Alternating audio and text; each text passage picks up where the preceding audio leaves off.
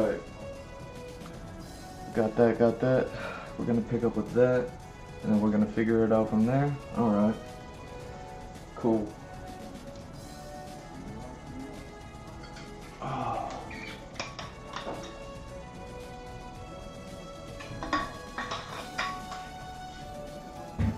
All right, let's do this. Look at that picture. Ooh, look at those.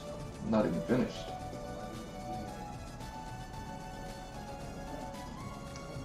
And boom, we are live. What's up, everybody? It's G Mr. Drew welcoming you to another episode of the Andrew Gluszewski Experience.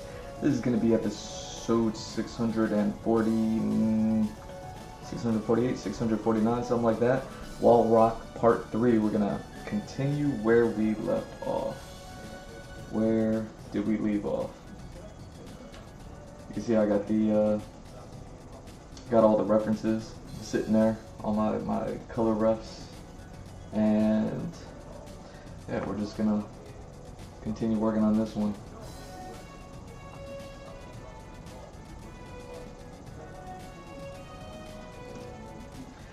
You know, it's funny, even with the time off since yesterday,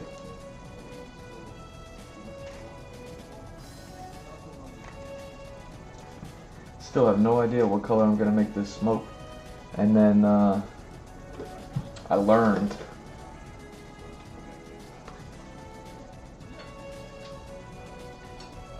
or I remembered that I'm gonna be able to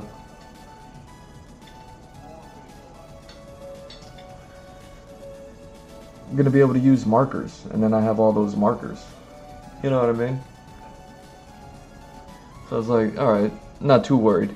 The only problem is I really want a watercolor, and the issue with the watercolors is I don't have, I got like brown colors, you know, we saw like a handful of them yesterday, but I don't have any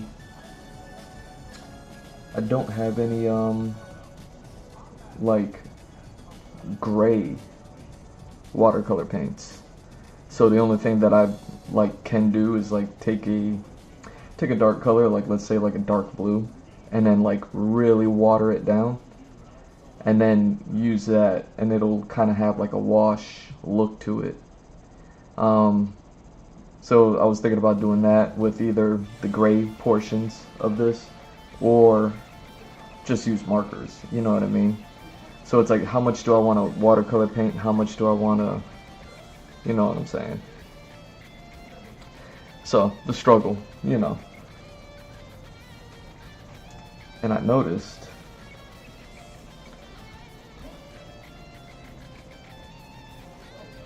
I got these little patches right here that I never filled in.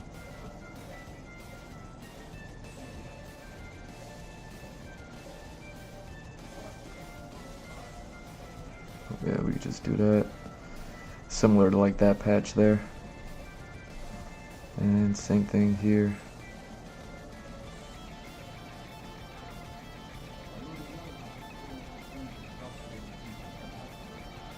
So we'll just start off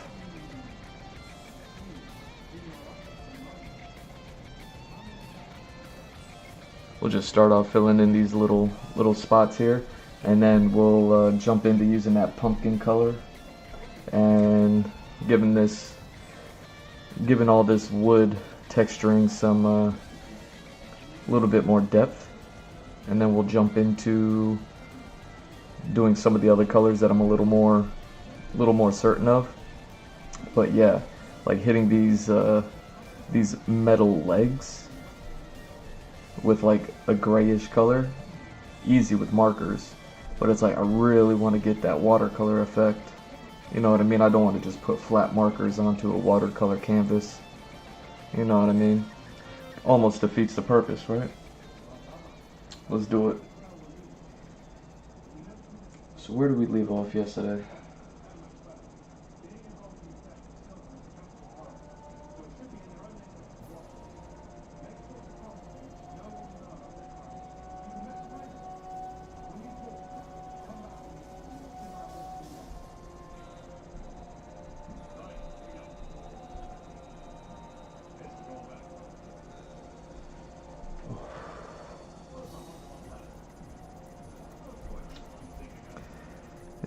This should all be pretty quick.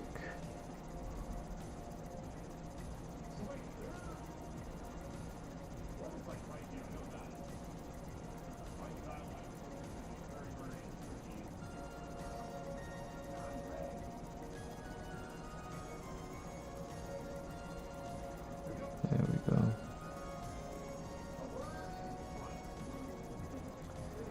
Kind of tap these. Tap these spots right here.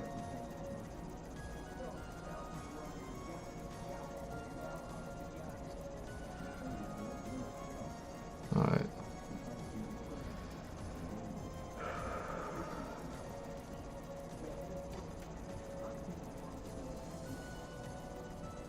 Okay.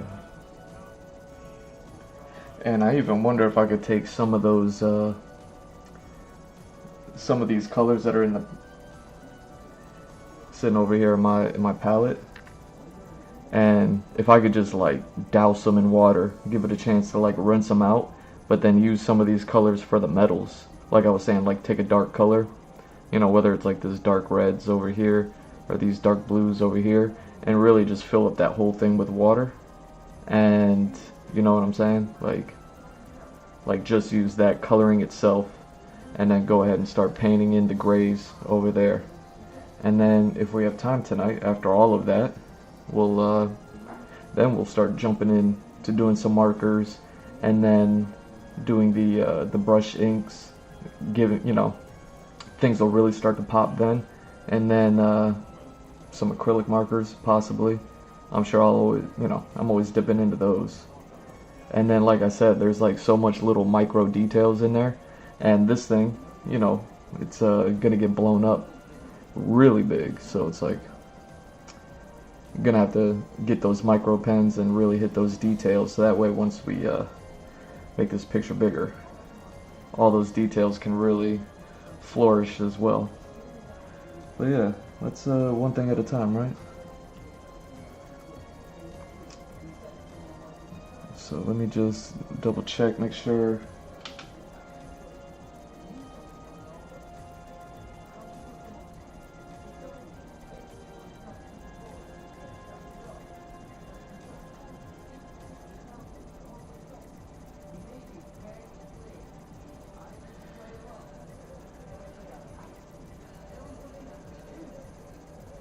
Make sure I got all the wood paneling done, which I do not.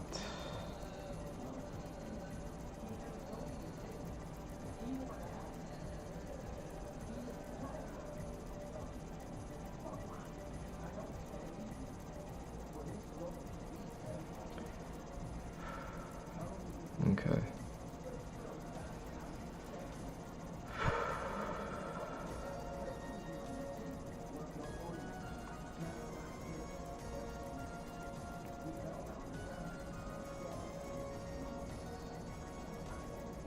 Okay. I think that's all the regular wood for like the beginning. Yeah, what I wanted to do tonight was just start jumping into that pumpkin color.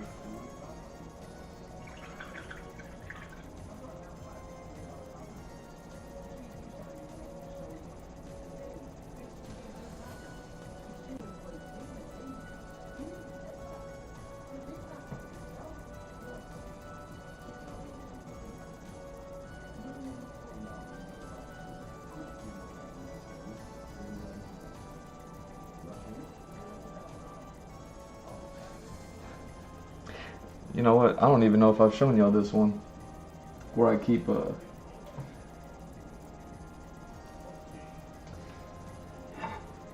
that little palette that you saw with all the cups in it. That was like the old setup. I actually got this plate, I don't know, like a few years ago, something like that. You can see I keep the water cup there, and yeah, this is kind of like the whole thing. So anytime you see me duck out the camera, I'm down here playing with this. So like right now the colors that I'm using are these two right here. But you can see I try to keep like some semblance of organization here. And it's funny, sometimes it'll spill over the edge onto the actual like the center of it over here. But yeah, you can see the hot mess that I'll be working with.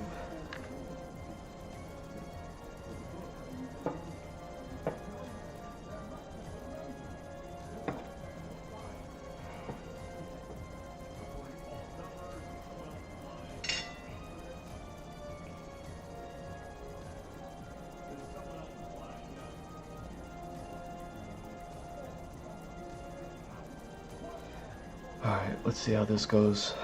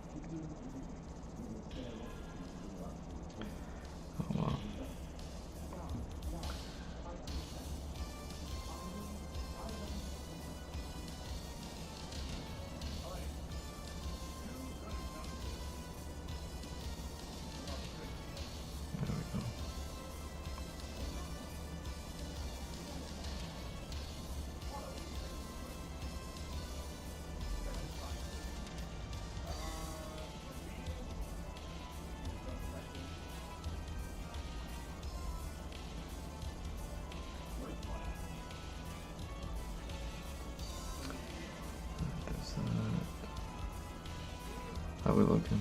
Ah, XSplit. What are you doing?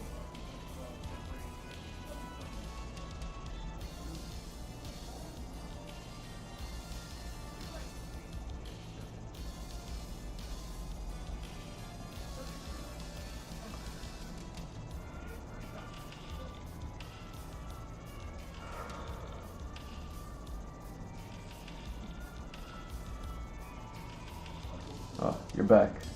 Sweet. Thank you.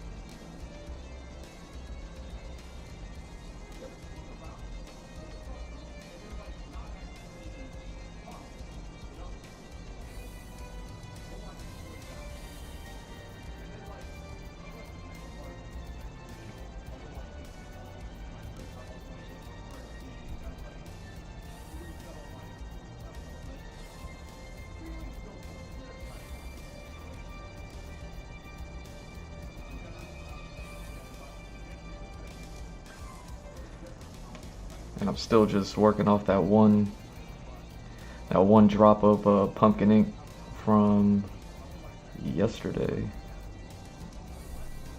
Man, I guess I'm really not laying down all that much paint right now.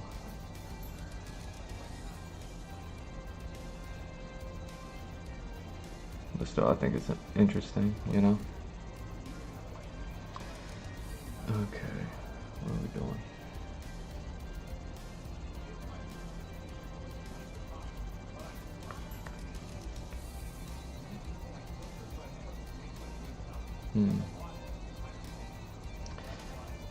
I'll let all that rock for now. This.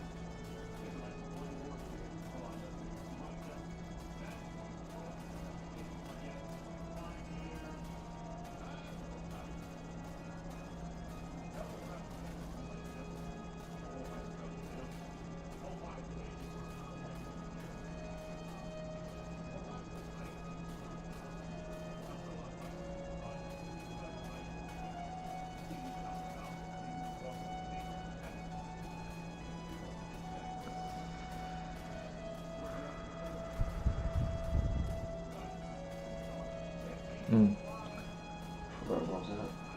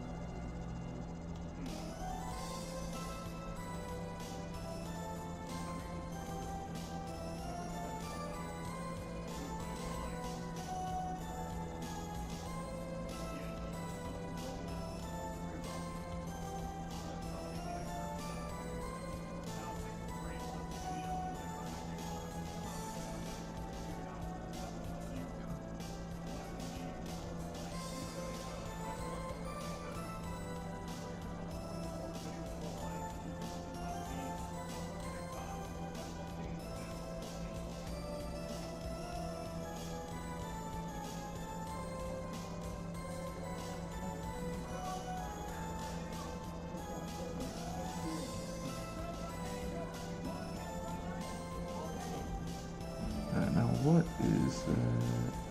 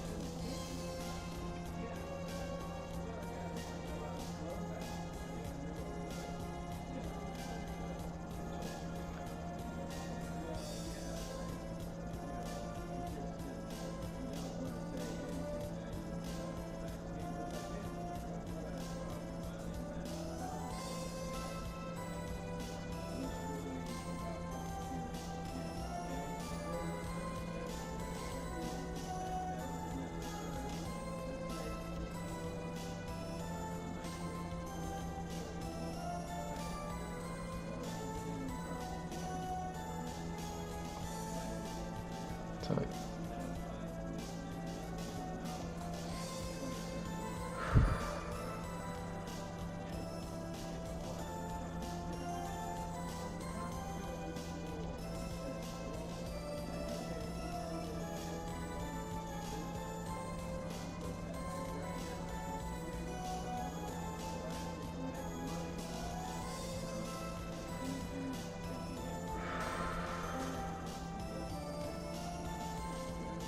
Hmm.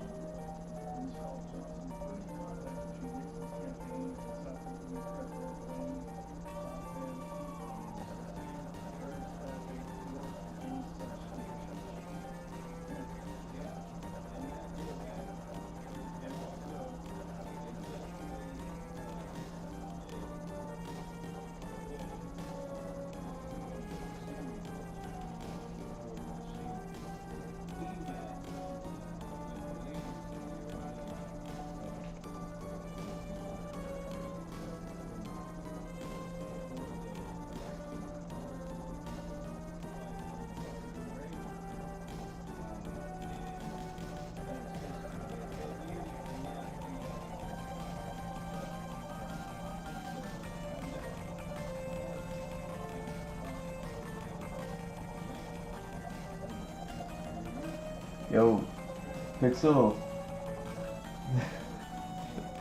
What's happening, Pixel? How you doing? Yo, quick question. I had somebody in my chat earlier saying that there's a delay in the messaging.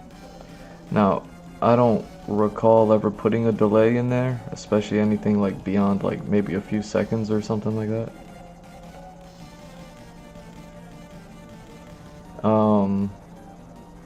Is that something that you also experience as someone who chats often? Do you recognize a delay in your chatting in my streams as opposed to like any other stream? Like, is it particularly odd? Particularly delayed? Oh, look, are we even seeing all the way up top?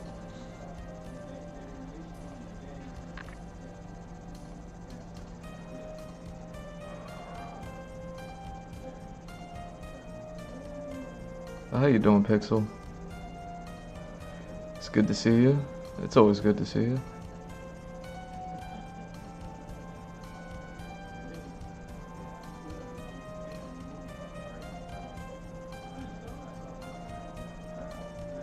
And you know, we're just getting started tonight.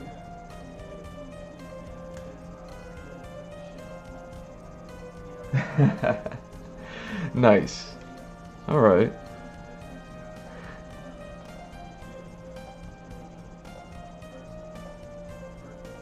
Yeah, this streaming game is something else. I only ever even became aware of those settings was because I was getting a whole bunch of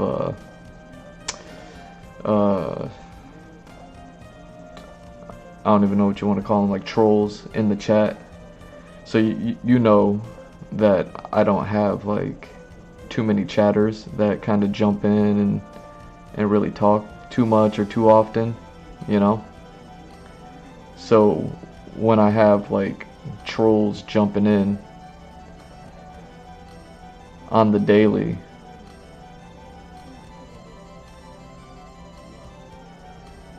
I probably just set it up for that.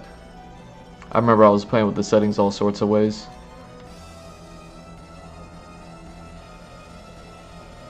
You know, I had a bunch of bots, not bots, leaving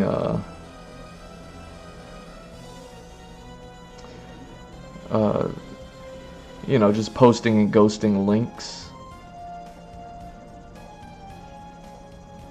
And I mean, ever since even like the early days when I first started streaming, you know, these they would just post and ghost, leave a link on there, and I had to learn how to, like, you know, handle all that chat stuff then. Alright, so yeah, I guess that kind of explains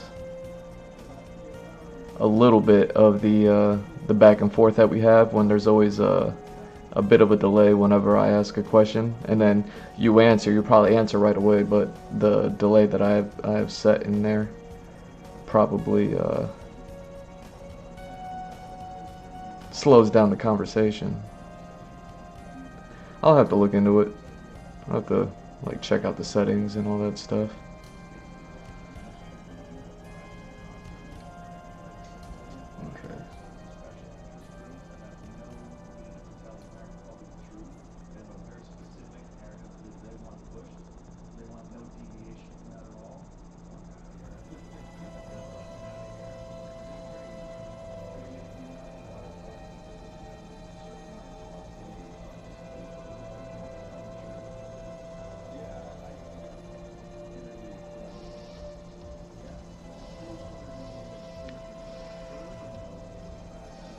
So yeah, that's funny. That's funny that that's been said in there. You know, but you've been cool to chat with though, so it doesn't seem to be a particular problem. So yeah, I'll just look into it, see what why it's even a setting in the first place, you know.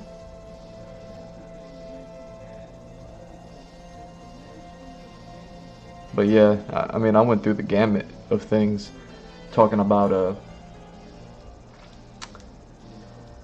like doing emote only chats, things like that.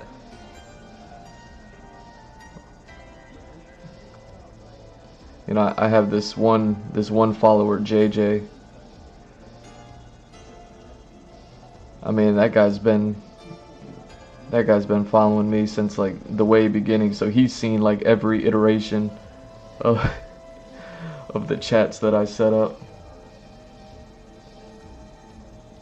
And I remember for like months on end, maybe a year ago, a couple years ago, like it was just emotes, so I would know that he was in the chat, so that way people wouldn't be able to post links and things like that. But I would see him in the chat, and he would just throw up emotes. But it's like, you know what I'm saying? I don't get that too many chatters as it is, so.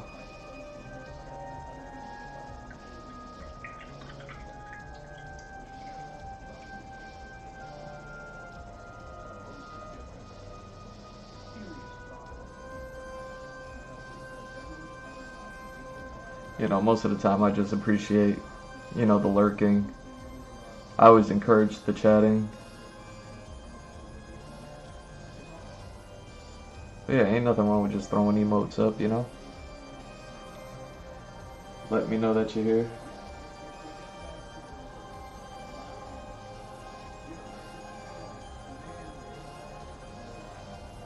Alright, how do I want to do this?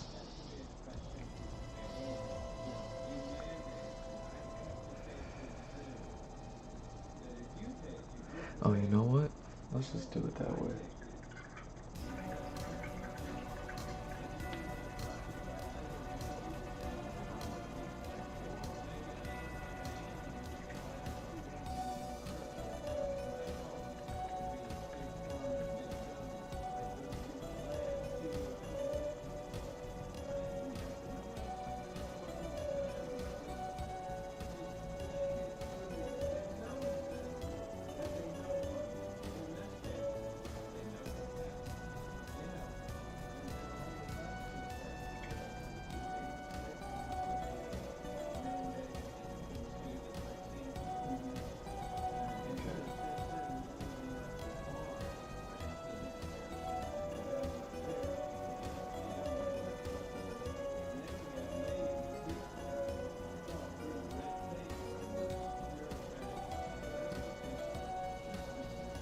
Oh wow, you got some color on you, huh? Dang, good thing I checked.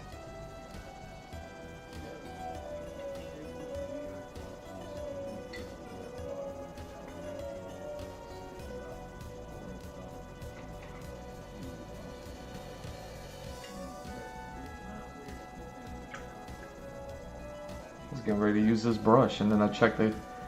I just clean it real quick, and it's like got a whole bunch of ink on there. And not the color I'm looking for either.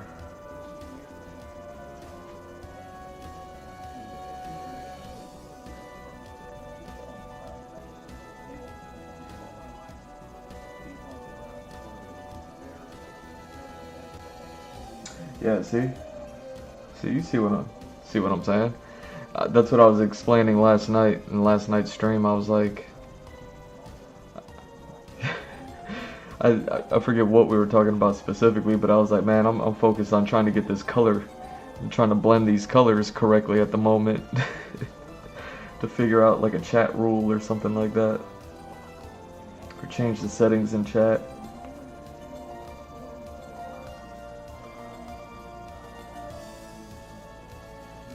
I wonder if I put on a 30 second delay just for fun, you know? Just for funsies.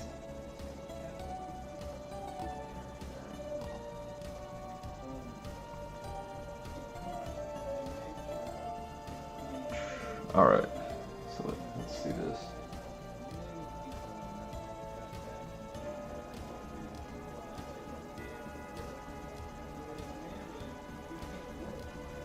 Okay.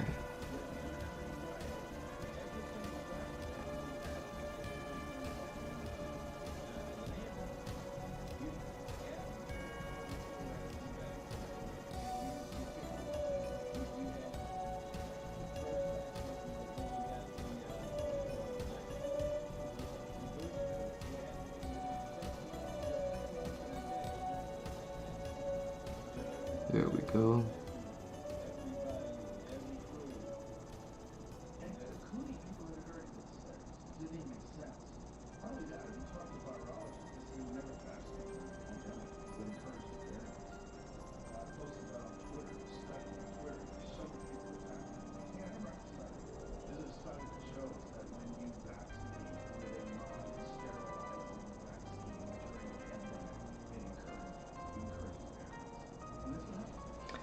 How things been, Pixel? How you been?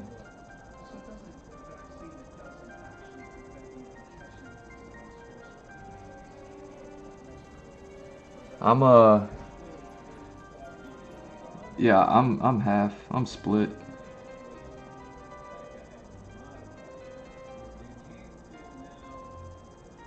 I'm it's funny, I actually did that ancestry.com thing, and you get a lot of updates. You know, they're constantly refining their system with the, you know, I guess the more clients that they get, the more money they have, and then, you know, the more research they can do. But then it also generates a larger customer base, a larger gene pool for them to pull from. It's super interesting. But yeah, so it's like I'm 50-50 split, like from my mom's half and my dad's half. So I'm like half Polish, half El Salvadoran. But like with ancestry.com,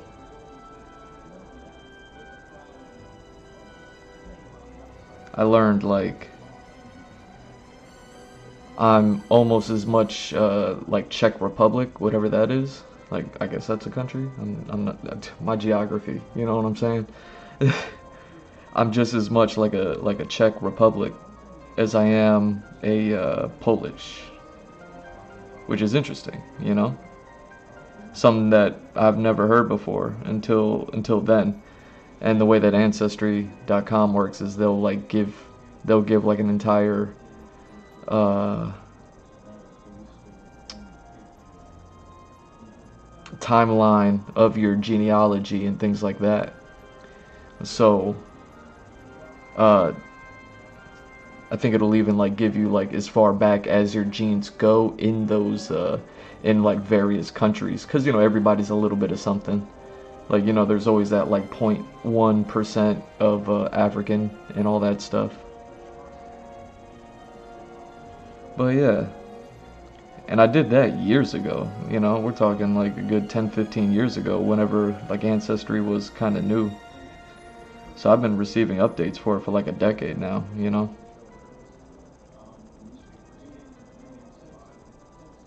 But yeah, it it really seems like my Salvadoran heritage is like rooted in Central America, and then my like I said, my Polish ancestry, I'm just as much Czech as I am Polish. Maybe slightly more Polish, but either way, you know what I mean? Like Czech Republic never came up in the conversation my entire life. So to see it, I was like, whoa. And to see the percentage that it was, I was like, whoa. You know what I'm saying? But I mean, they're neighboring countries, you know. And I've never been to Europe, but you know, the way that you hear about Europe is like everybody's everywhere. So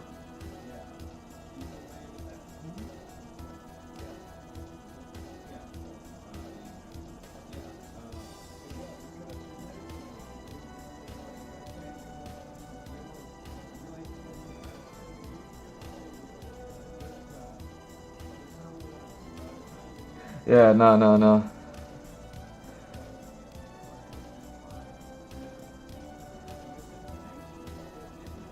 Yeah, not black at all. I mean, besides like there's some eastern coast. Like I got some African in me, but it's like such a small percentage. You know what I'm saying?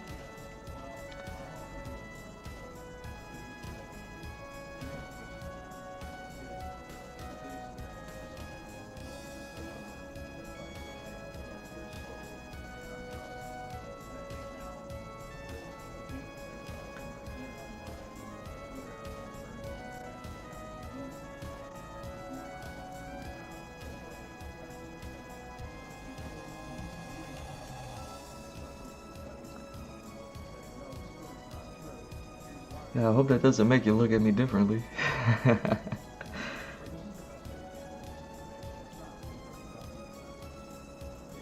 You know, I'm always curious about the people that join my live streams and people that I chat with, you know?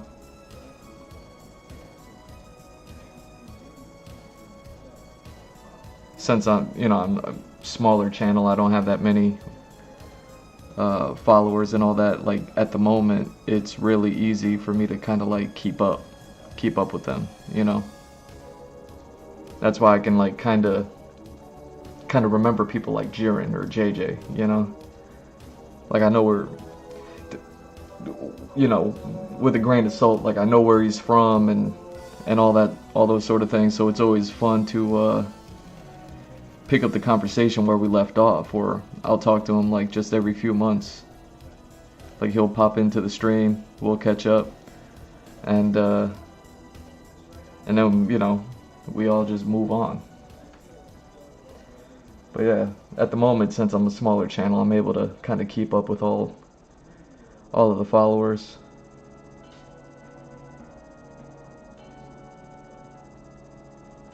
I mean, I guess that's kind of the point. At least, you know, when we're starting. Anyone who starts like social media and starts like live streaming and things like that.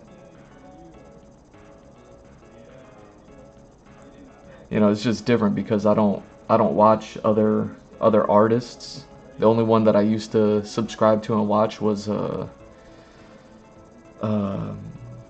Jim Lee. You know, he's the director of DC Comics. He has a Twitch channel here, but he only streams like once a week on Sundays, and that's if he streams. So he's like far and few between with it. And needless to say, because he's Jim Lee, like I see how his chat goes and how busy it is and all that stuff.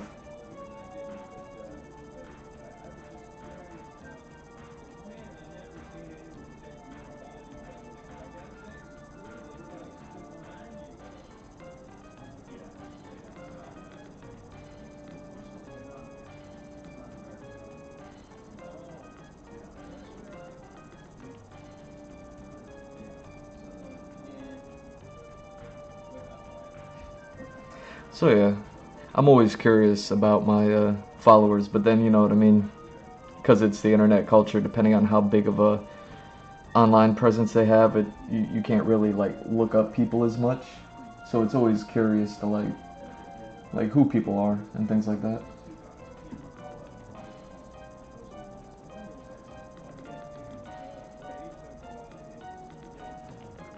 Yeah, well, thanks. You can believe me, believe in me, all that good stuff.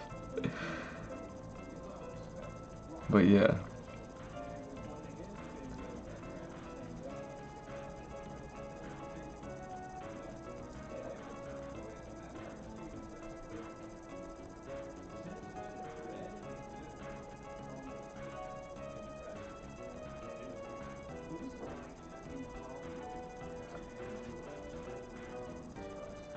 You know what I mean? But I never ask. You know, like if I were to ask you, like, hey, who are you? Where are you from? Like, you know,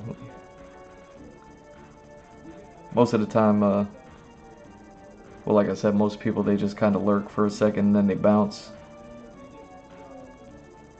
So I've just gotten so accustomed to people leaving the stream that I don't like really get to know them. So then I just kind of like let them do their thing. You know, I kind of want it to be like a chill environment for people to kind of just come into and you know, some people like to watch artists draw. Like on YouTube, I would watch David Finch's channel. He's another comic book artist from the Jim Lee days and all that stuff.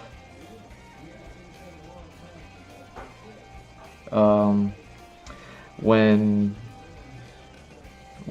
Jung Ji was still alive, he you know, rest in peace. I used to watch his channel. I used to watch him draw. I was just always interested in seeing how other artists handled live streaming. Haven't really done it too much here on Twitch. Like I said, I did Jim Lee. There was another comic book artist that I followed. Stepan Sajic. He's like a European guy. Uh,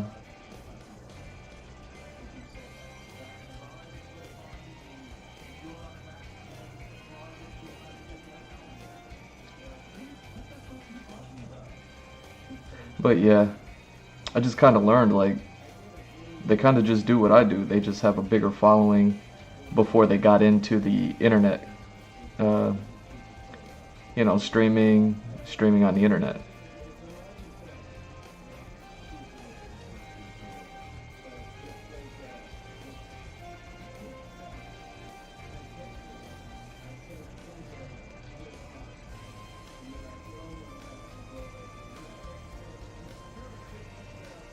So it's like, all right, I see what they do, and I'm like, I'm kind of like on the right path.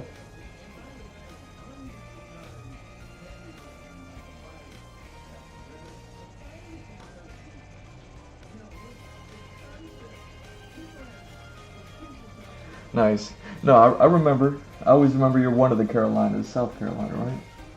Let me see. Yeah, yeah.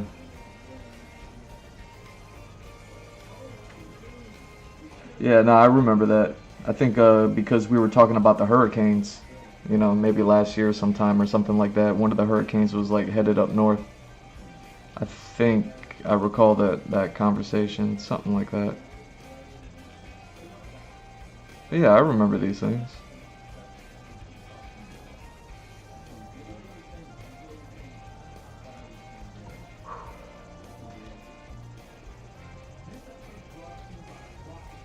Wow, if that took an entire drop of ink, we're gonna need a lot of this.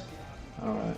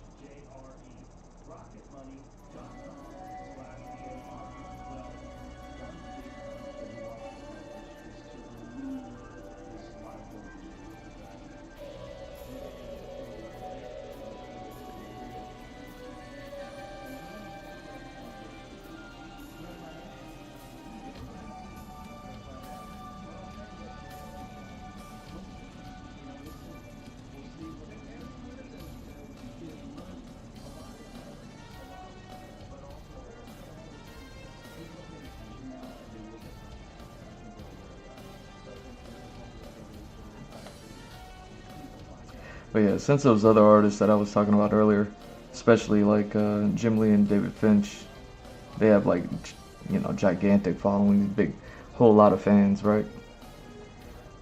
Watching them stream and watching how they handle the chat, and then like it became abundantly clear why like super chats exist and things like that. That's something that I don't know how much I'm prepared for, just because one, I'm not there yet as far as like being a Twitch streamer. Like I'm not at the place where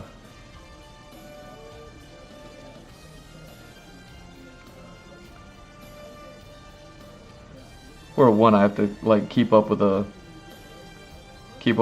scrolling chat, but then at the same time I'm also not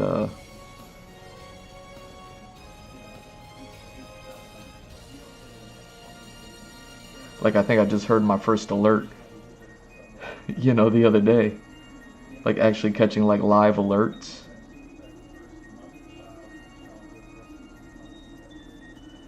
But, you know, whenever my channel gets there,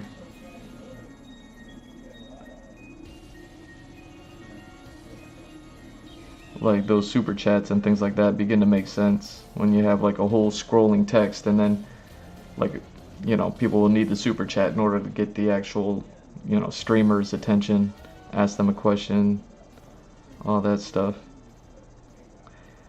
So I'm sure there's like gonna be some sort of transitional period from like being able to just have these discussions that are a little bit more like intimate, and then having to deal with like a whole bunch of people talking. But hopefully when there's a whole bunch of people talking, there's like a subject matter, you know what I mean? So even if I miss people's like individual questions, I'll still be able to like address the situation or something, you know what I'm saying? But yeah.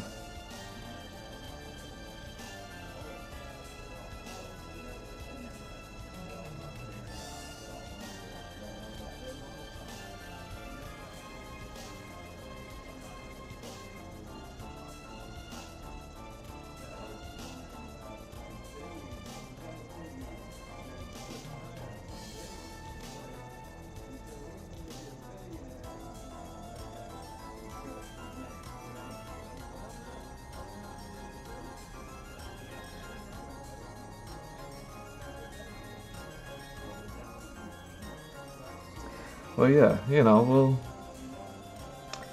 just take it day by day, man, you know?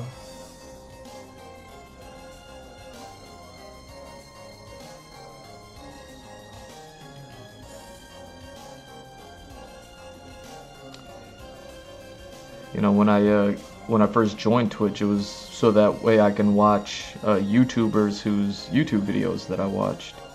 And then, you know, I was interested in watching them play video games.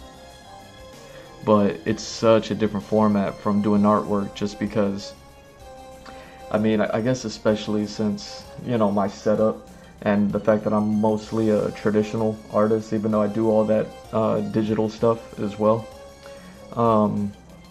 You know, since I'm doing traditional work, like my focus is off the screen, where even a digital artist, they can their eyes are on the screen, they can have the chat right there, so they don't have to, like, you know what I mean, break their neck to follow along with the chat. Which reminds me, maybe I could just set this up over here. That way I can kind of address you and the camera at the same time, or something like that.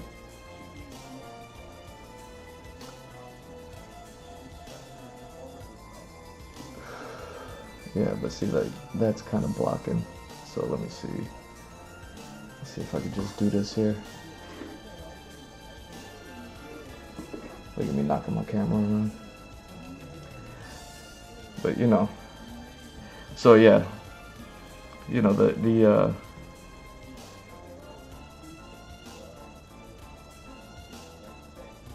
just my setup alone naturally just keeps it so that way even if the screen is right next to my canvas, like, you see what I'm saying?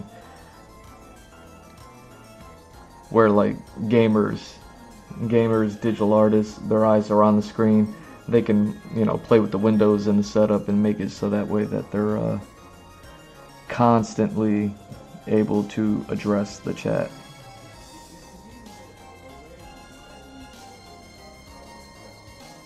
But yeah, it's interesting. This whole streaming journey that I've been doing since you know, for the past few years.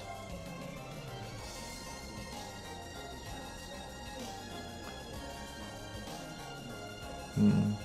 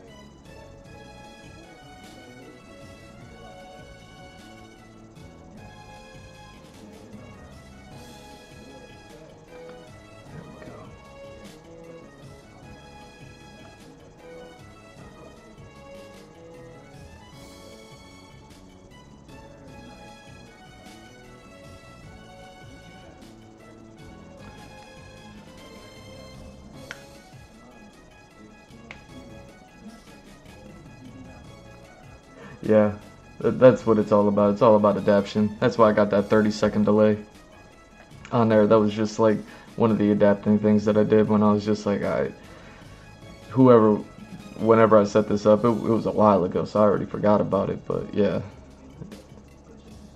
whoever was playing with chat, I was just like, like, just blocking so many accounts. But yeah, that's what's up. Yeah, I definitely enjoy the personal chats as well. I always feel bad anytime I miss you.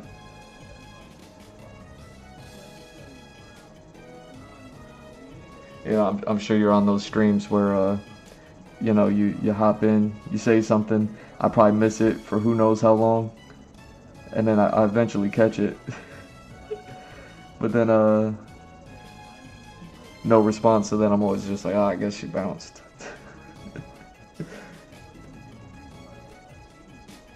I always feel bad.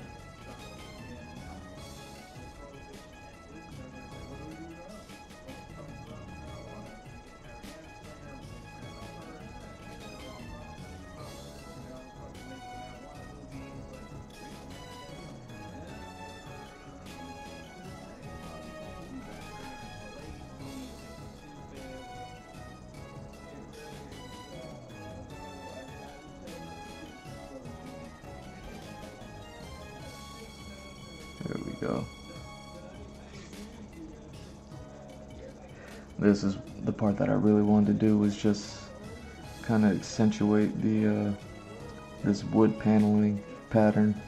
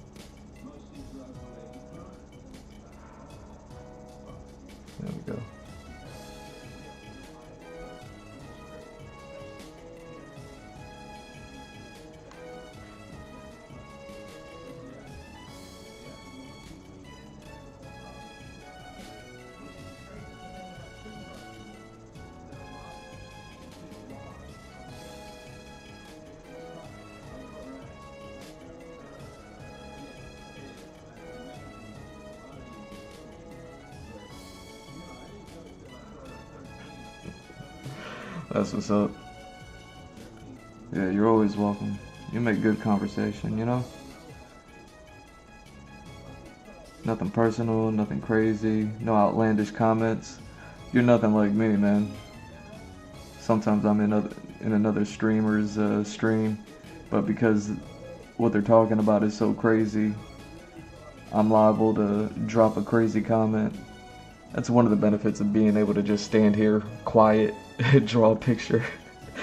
You know, I'm not sitting here like on stream talking about something crazy necessarily, and inviting the chat to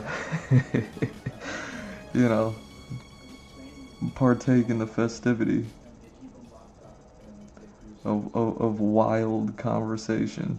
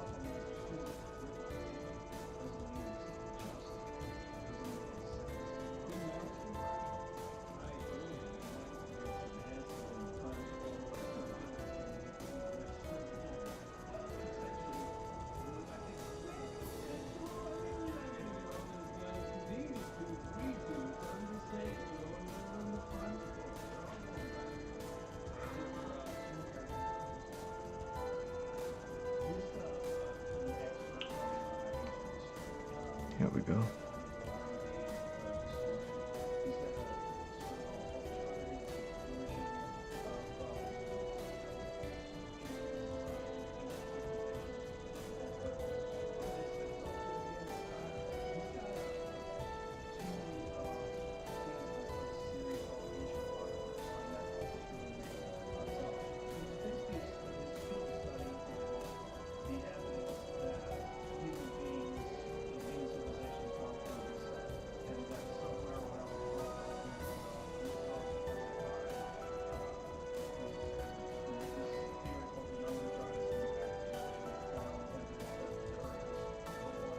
See, this is kind of sharpening up the that wooden pattern.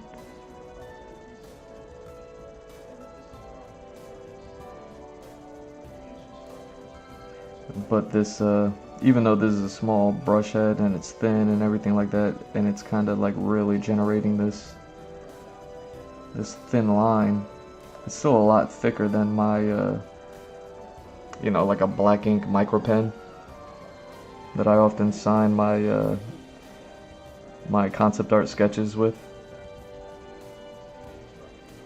So just like how this is sharpening up like that wooden paint that I had going down from last night, I'm like looking forward to doing the markers. Huh. Or getting to those, getting to the micro pen. Like, I just wonder if it'll be like one of the last things I do. And then I'll just like pick out certain spots to like really accentuate, like further accentuate the this wood pattern.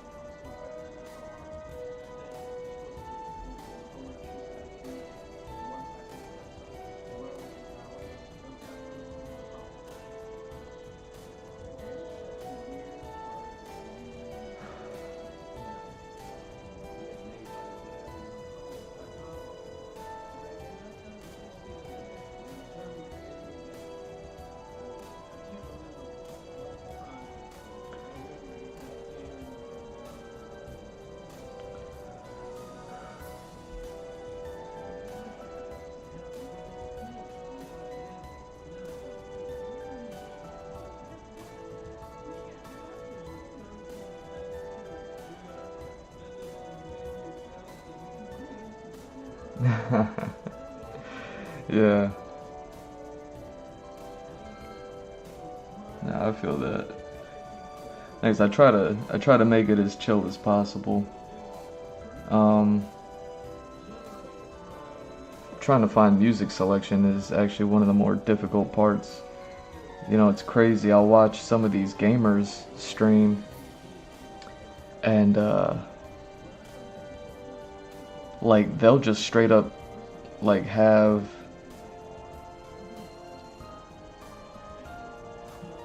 music that you'll hear on the radio just playing on their stream,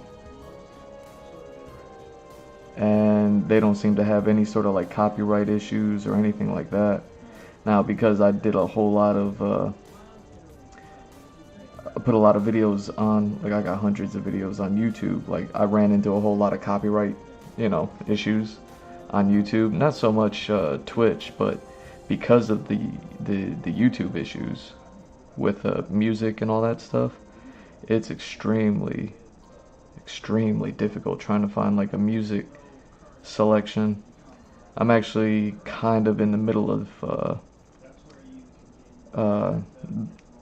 leveling up my next or leveling up the stream to the next stage, and part of that is going to be like the audio and stuff like that, and depending on what my options are, it might be more chill, it might be less chill, but it's a little bit odd, like the artist process. Yeah, like I kind of don't mind showing the world, or showing the public, showing people, like, this is what it's always been for me being an artist. Not that it, like, any of my friends that I've ever had growing up or anything like that, or like tuning in or anything like that, but anyone who's ever known me to be an artist, no one's ever been around to see me be the artist. Like, we're just friends. We either like played sports, watched movies, dated, like did things, but the art was always like a separate thing, just because it's this, you know what I mean? It's just like chill and sitting there. The only time like anyone ever really was present while I did art was like if they were like modeling for me, and that'd be about it.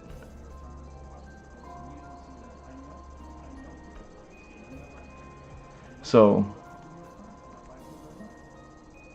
like the chill vibe, and everything just kind of being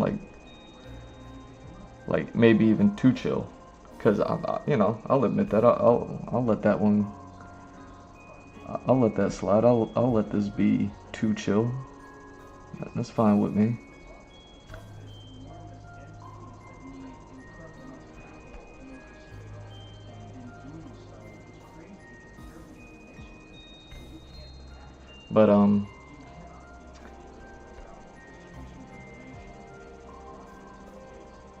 But yeah, like between music selection and the vibe and everything like that, it's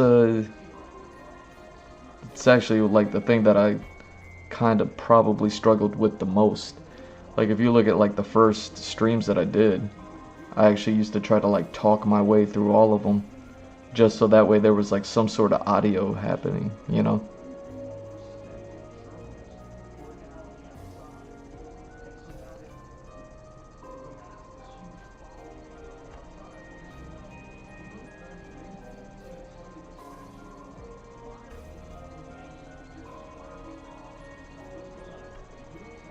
But yeah, I'm kind of currently in the middle of getting ready to start setting up the next chapter, or whatever I'm always talking about like doing it bigger and better, and it's not necessarily anything visual, but it's just something audio. And what I'd like to do is set something up so that way it's a little bit less of me taking somebody else's audio and utilizing my own audio, and it's not like, oh, I'm making music now or anything like that. It's nothing that crazy, but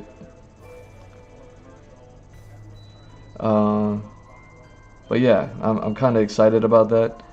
I don't know when that's gonna happen just because I have so much going on. Like, you know, so much life is happening right now when I'm off stream. It's the reason why I haven't even checked about this chat thing that I was talking to you about earlier. Like, I found out, like, someone brought it up yesterday. And I was like, alright, I'm gonna need to go look into that. And I mean to, but I just got so much going on that even that, like, it didn't strike me until I already started recording. And I was just like, oh well.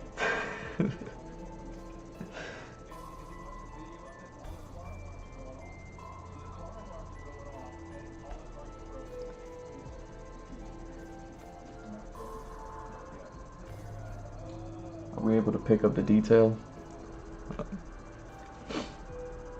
of all this wood paneling?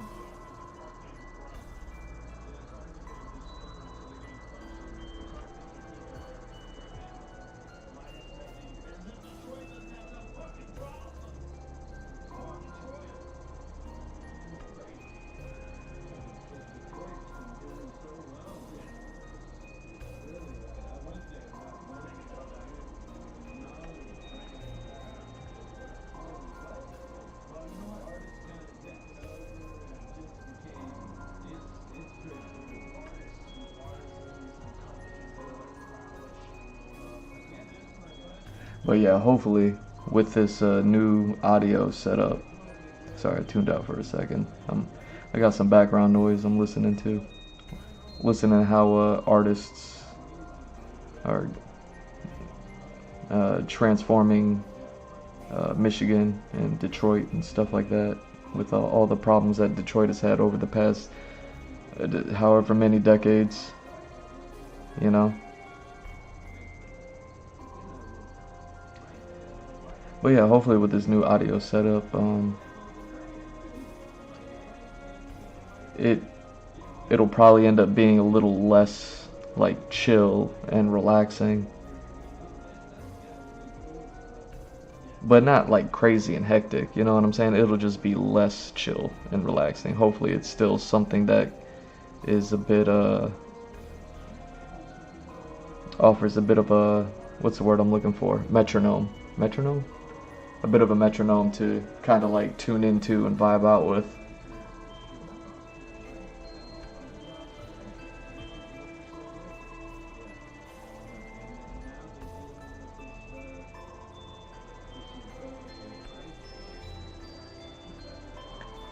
But yeah,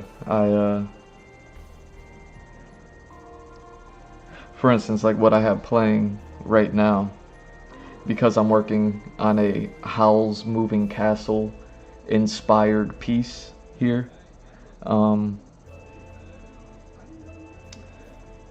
was kind of flipping through OSTs, and I came across a Castlevania OST, and I was just like, no duh. No duh.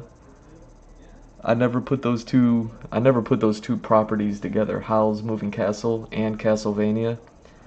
The other day when I was streaming, I was talking about how Howl's Castle almost looks like the Great Deku Tree, like the face of it at least. And I was like, is that why they want Miyazaki to work on a Zelda movie so badly? But man, could you imagine if Miyazaki worked on a Castlevania movie? Like, you know what I mean? We have Castlevania on Netflix these days, so it's not even all that much like Castlevania is an ignored property or anything like that. But like, for instance, Miyazaki worked on a Lupin the Third movie back in like the 80s or something like that. Really good movie to this day. Really awesome. And you know what I mean? If he can do a Lupin the Third with I think, what was it called? The Castle of Cagliostro. So it was Lupin the Third, Miyazaki, and a castle involved. I mean, I can see Miyazaki working on a Castlevania.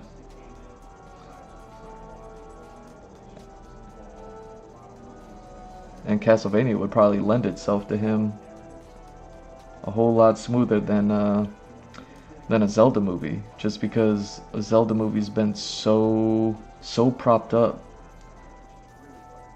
so anticipated that,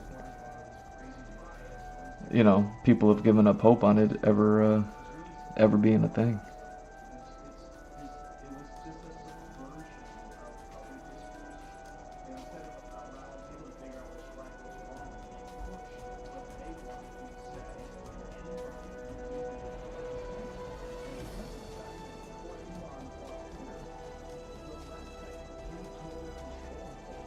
So yeah, I was thinking like Castlevania while I work on this Howl's Moving Castle thing. I was like, yeah, let me see what that music sounds like while I paint this painting. You know what I'm saying?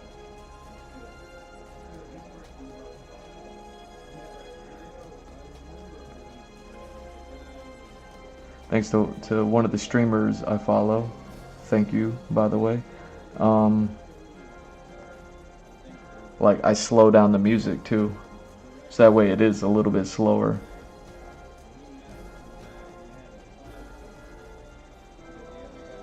And a little more relaxed and chill, so that way I can kind of like, vibe out myself.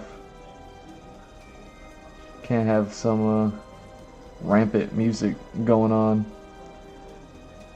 End up with some rampant brushstrokes while I'm trying to like really hit these details. You know what I'm saying?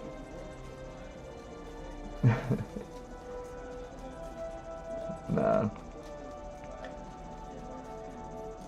Thanks. Yeah, thanks for that.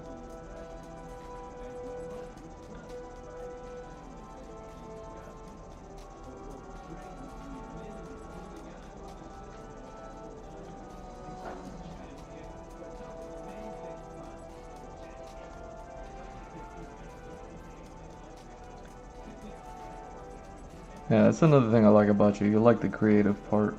You like the creative end of things. You're pretty consistent with that. Which means that, you know what I mean, even though I don't know you, I know like, alright, there's a good chance that this person definitely is into the creative stuff. But yeah, a lot of people aren't, you know? A lot of people are just, as far as like art goes, is that they're interested in the final product more than anything, which I don't blame them for, you know what I mean? Like, I like final products too. But then when final products started putting out the special behind the scene looks into the, you know, creating the product, I actually started getting into that stuff a whole lot more. But that's just me. That stuff's been around for so long. Like, whoever's into it's into it, and whoever's not isn't. And yeah, it would seem like there's a majority that, you know, I don't blame them. They're not into the creative process of things. Like, for instance, you know, I wrote the story, I'm doing the concept art, I'm doing the pre-visualization, I'm doing the storyboards, I'm doing the comic, like, I'm doing all that stuff. But people around me, who, you know, I'll leave unnamed, they're not into it because they know that it's leading to a comic book. So they're just like, sit back and wait for the comic book to be ready. And I'm just like, oof, they're gonna be so disappointed. They're gonna be nothing but disappointed, because I'm finally gonna put out a comic book, and that's gonna be a giant achievement. And then for them, it's just one single itty-bitty finished product. That's not even an entire graphic novel, let's say. It's just a single chapter.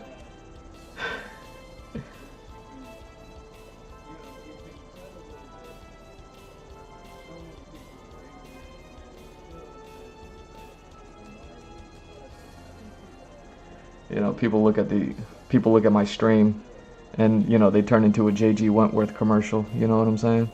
Like, I want it, and I want it now. And it's like, yo, had my computer not crashed back in November, for whatever reason that it crashed, Um,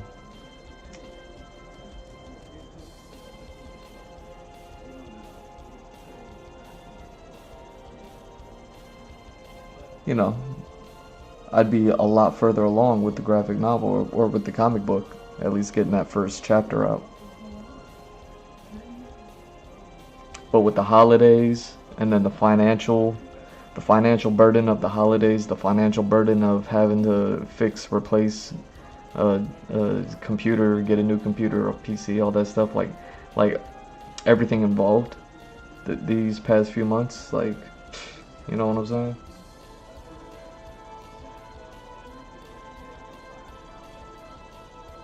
It's like, it's just another setback.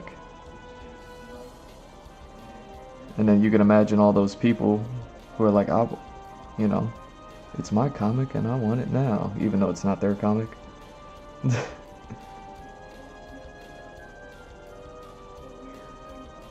It's yeah.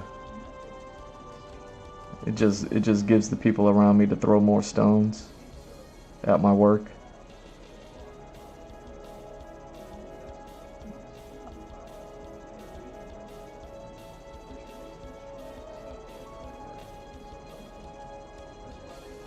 But yeah. So, you know, I kind of needed to come back, kind of needed to work on the setup, get the stream back up, kind of work on some concept art that's relevant to, you know, relevant to the story and the writing and everything that I'm doing. The first chapter and everything that I'm working on. And then that's when I was like, you know what, let me get rid of some of these markers. So I kind of worked on those concept pieces with those characters. Started throwing away some markers, some of the old joints. You know, get the groove back. You know what I'm saying? I'm like Stella over here. And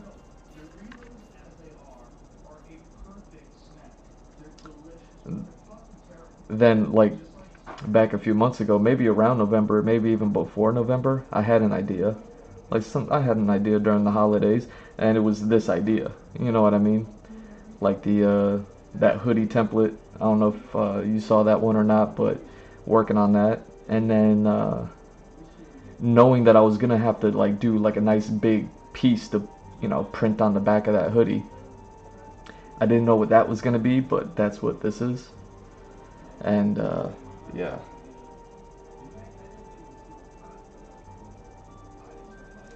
Just something to kind of commemorate everything that's happened in recent months. That way I could get myself mentally back in a place where it's like, okay, let's work on that comic book.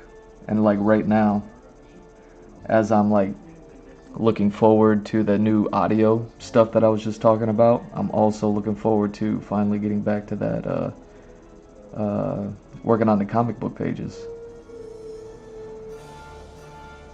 And then again, I think it's going to be super dope. So it's like as soon as I get done with this, painting this piece, putting together the merch, and then, you know what I mean, working with those producers, working with that production, you know what I mean, print out some samples. Hopefully those samples don't print out like extra blurry, pixelated, wrong, anything like that. And then yeah, get back to the comic book. I think I'll be like more than ready. I'll be chomping at the bit at that point. You know what I'm saying?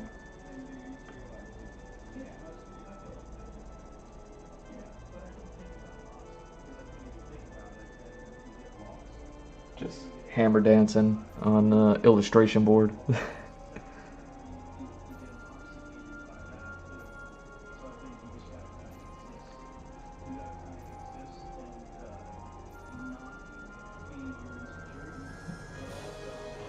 Nice.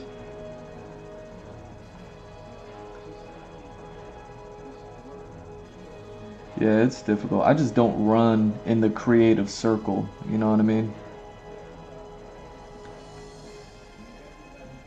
I just don't run in that creative circle.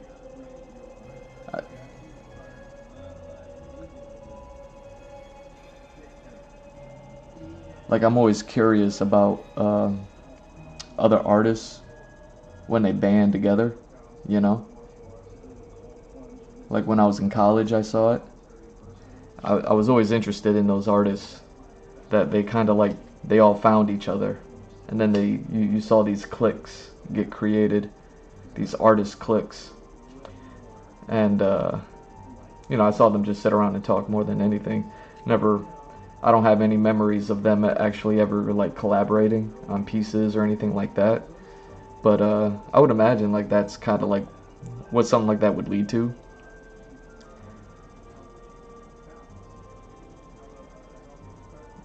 But if I'm not mistaken, ultimately in the end, like those artists are just like me. They're back out, just back out in the world post college, and we're all just doing our thing.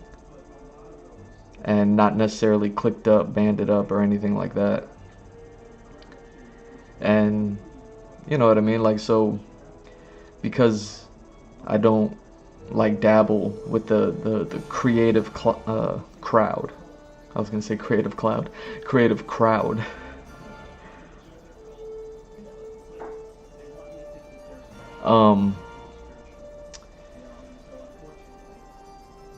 It's just that much more difficult for me, just because I don't have that.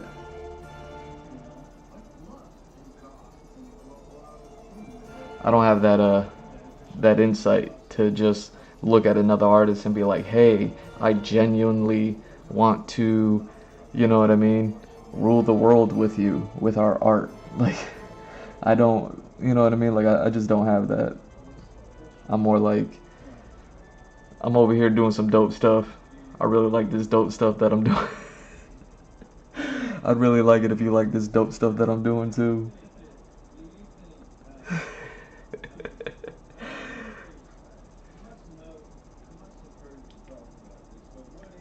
But yeah, I'm sure if I was like more of the social artist type, probably would have been easier for me to like get people to try to join the stream and all that stuff. I don't know if you follow me on like all my other socials and stuff like that, but I'm like often like posting and whatever. You know what I mean? Like trying to get more people in here to chat along and things like that. So it's like I'm friends with those people, like on social media very loosely, and I'm constantly posting pretty much daily on the socials, but I don't see none of them joining, which is fine. We're all busy. We're all adults. Like I'm in my my mid-30s now, so like everyone I know is like they've been having kids. Like they've been having kids. So people are busy.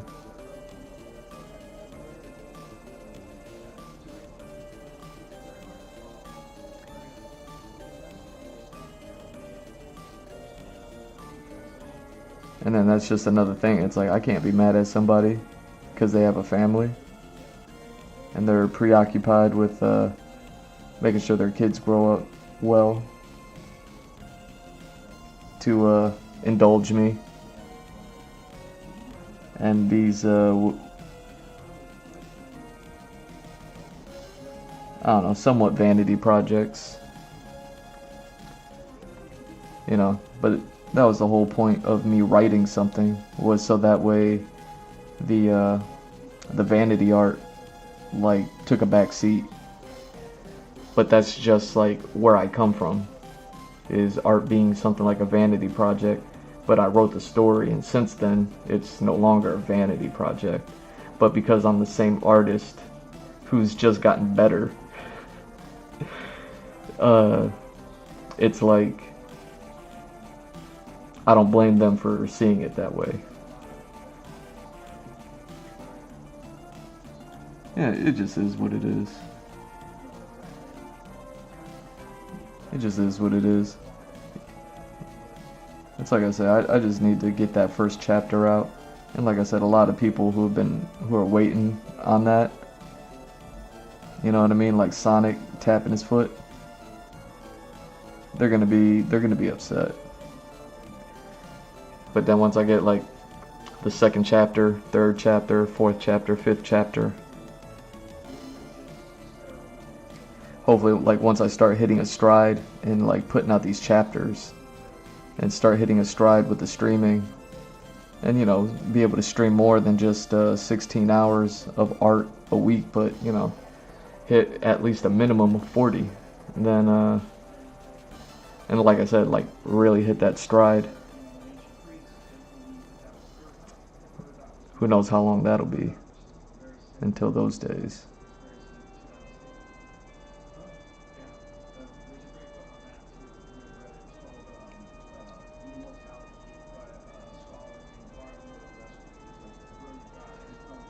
But yeah, hopefully at that point,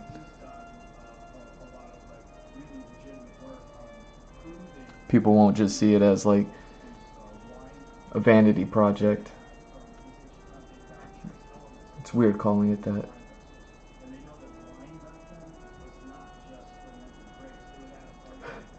Running, running your circle. Yeah, for sure. I'll definitely, if I'm ever in South Carolina, you're the first person I'm hitting up. Be like, yo, I'm lost. I'm lost and I'm outside of a Waffle House. Where are you at?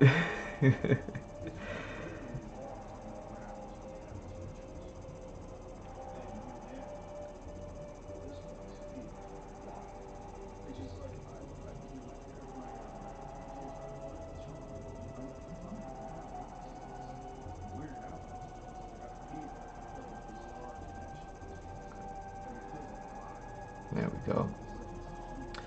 Yeah, totally worth it. I'm loving this, the randomness of the wood pattern. I knew once I started dropping in a little bit of drop shadow and then accentuating this pattern, the wood was gonna look more woody. All right.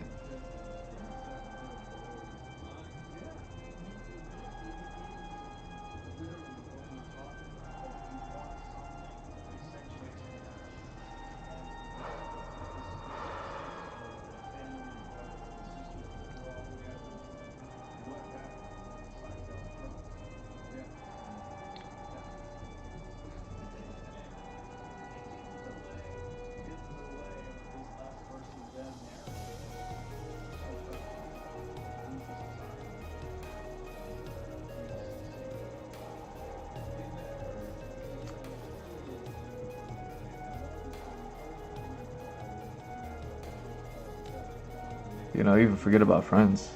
It's difficult getting the family involved. Now that I think about it, like they've seen me draw since I was, you know, in second grade, and realized the difference between me drawing a picture on paper in second grade and me watching a cartoon. And I was just like, I don't know how they're making their drawings move like that, but I'm gonna learn how to do that one day. And I've since then gone on to do that. But like, even my family that was there for that time, like it's difficult enough to get them to like not necessarily support, but to understand what I'm doing. You know, because they're not artists at all. And I don't mean that in a bad way. But you know what I mean.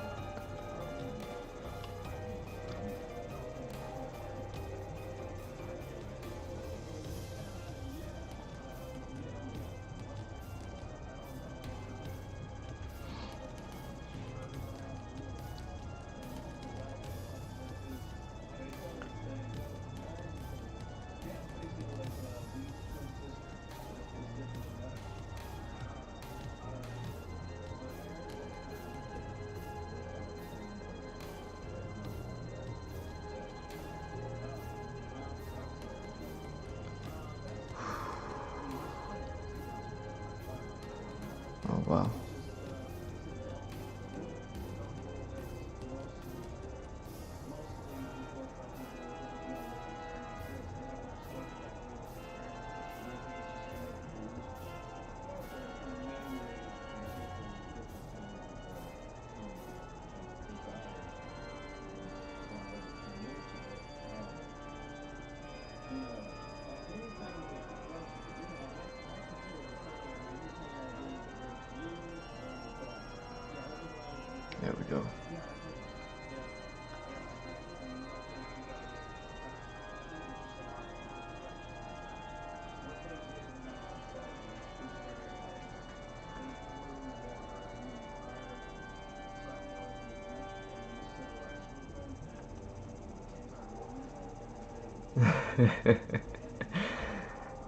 For sure. I'll just be IRL streaming. Be like, yo, do you recognize this Waffle House? I think I'm in South Carolina.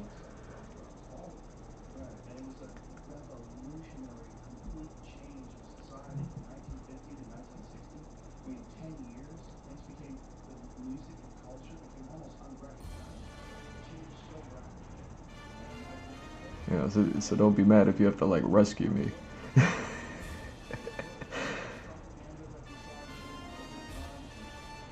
Like, I don't even know how I got here.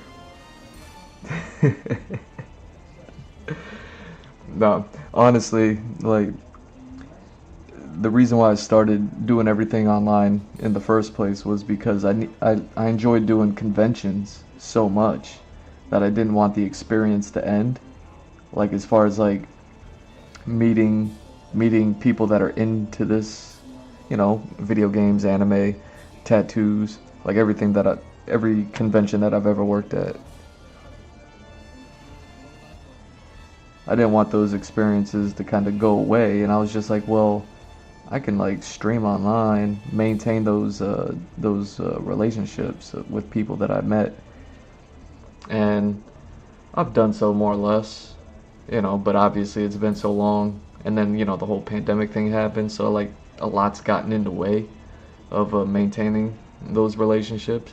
But the sentiment is still there as far as like the reason why I do this and all that stuff, and going from convention to convention, you know, living in Florida, especially living in South Florida, you know, it's like the rest of the country is so far away.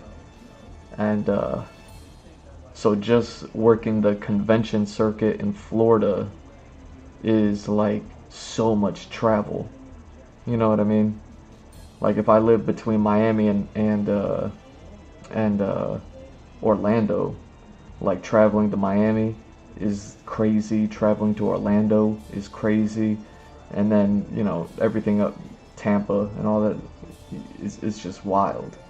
But the goal was to like one day be able to like just travel and hit up the states. And when I got more familiar with all the other conventions and seeing that some conventions kind of travel themselves, you know what I mean? Like some conventions, they, you know what I mean? They kind of travel like a circus or something, you know?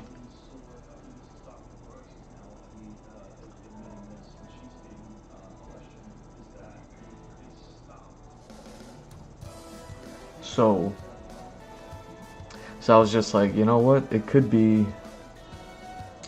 doable. And then anytime that there was a big break in conventions, a lot of time off, that'd be the time to go online. So online wasn't even like a main focus thing. It was just a way to maintain, you know, keeping up that convention energy.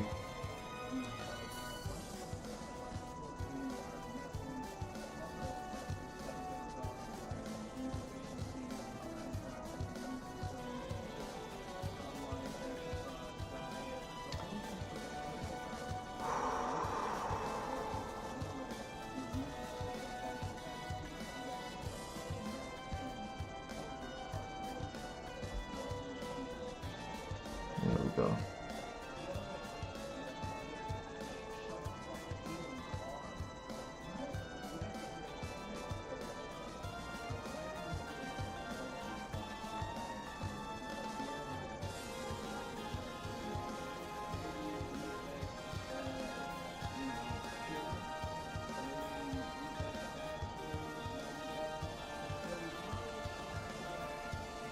So yeah, like naturally traveling up the East Coast, like it was natural to think about going to New York and California, where there would be like more conventions more often, things like that, to build upon the whole convention experience and, you know, artist alley my way through those states.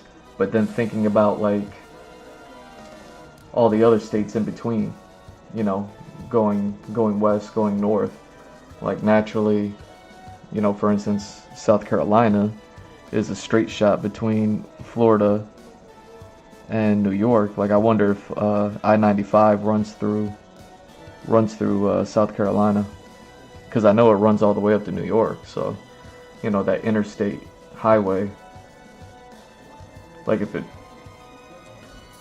does, I don't see any reason why I wouldn't eventually,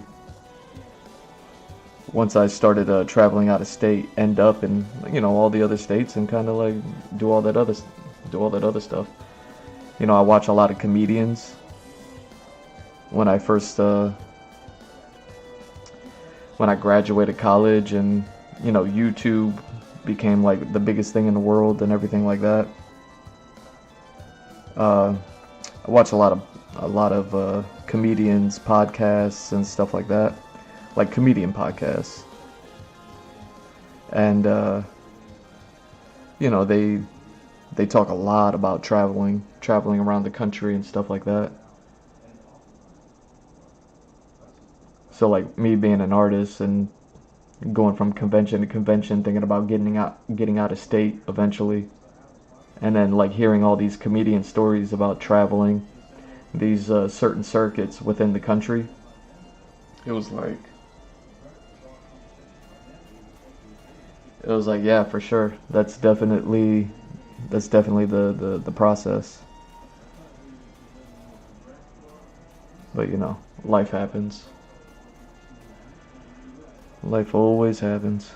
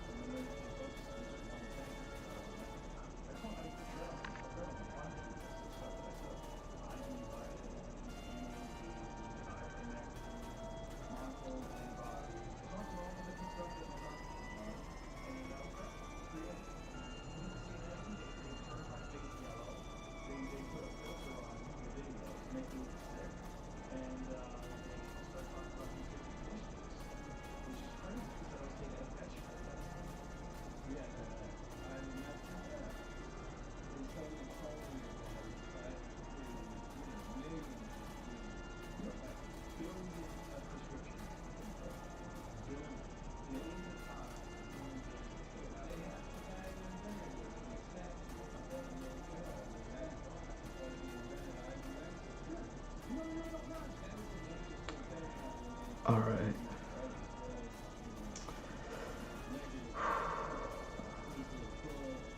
Let's move on. Yeah, I think I'm gonna try that thing that I was talking about earlier. I'm gonna... Let me look at that one that I liked.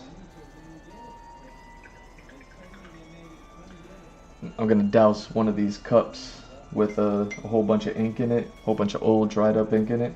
Just gonna fill it up with water and then use that one to paint.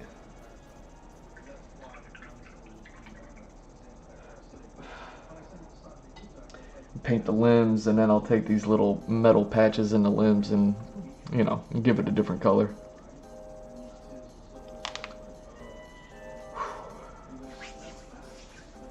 But yeah, let me see which one of these legs I like the most.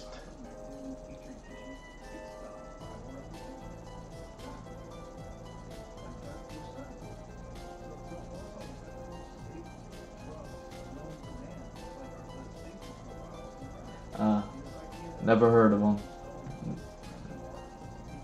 But yeah, I listen to all sorts of music, you know.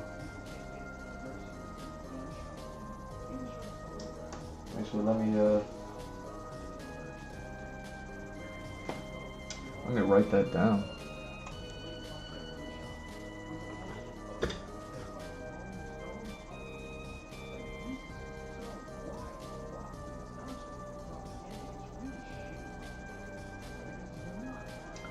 Porter Robinson, called Musician.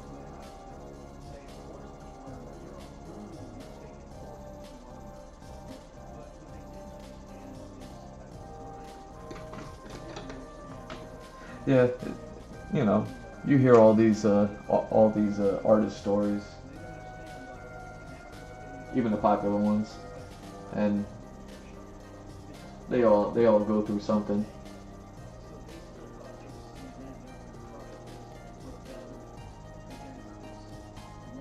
Alright, where's the picture of the legs that I like? Kind of want to go with those colors. There we go.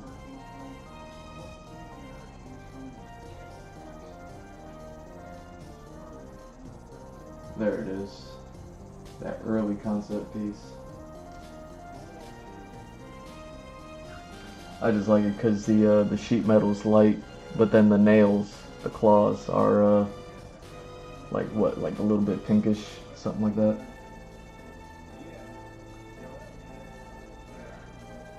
But yeah, it just is what it is. As far as like people understanding artists, I struggle with it just a little bit more, just because I'm not one of those already popular artists. But you know what I'm saying? Like, I stream more or less the artist process. You know what I mean? There's other artists that do that, like I said, Jim Lee, David Finch, and things like that. But they're all already popular, and people just want to watch them work. And then anyone else is less popular, but their videos are based on like education. And it's like, I don't mind like educating people, you know what I mean, as far as like talking about what I'm doing as I'm doing it. You know what I mean, this watercolor phase, everything gets a little bit muddy, you know, then I do the markers, it starts to stand out a little bit more, and then I do like micro pens here and there, and then like the finishing touches with the acrylic markers, like the whole process. And then all of a sudden it goes from being something that was like a nice pencil illustration to a muddied up watercolor, muddied up markers, to like a finished like multimedia piece. And then it's like, oh, it's dope. But it's like less popular artists that kind of do what I'm doing, they'll do it more in an educational fashion, where they'll like not even live stream it, but just record it and edit a video. And then, you know, where I'll probably work on this all week, and then you know what I mean, so people can actually see the process, instead of just an edited video that took a week's worth of work and, you know, edited it to the point where it's a hour long video, and it's a little bit more digestible for people, you know, for an audience to take in, because then all of a sudden it's like almost gives the air of belief that doing something like this only takes a half hour to an hour, and it's like, oh, not exactly. Not exactly. Alright, so what color am I going with here? You know what, I'll just use the blues.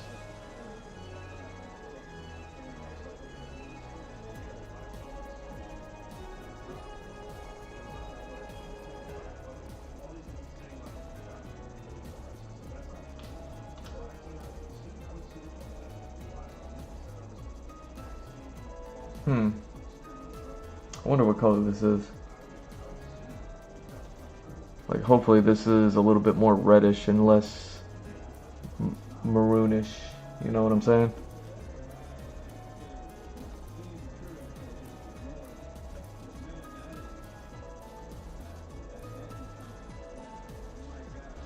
And same thing with this one. Hopefully this one, once I like douse it in water, isn't going to be so dark. So yeah, I'll be using these colors. Let's see. Fingers crossed, right?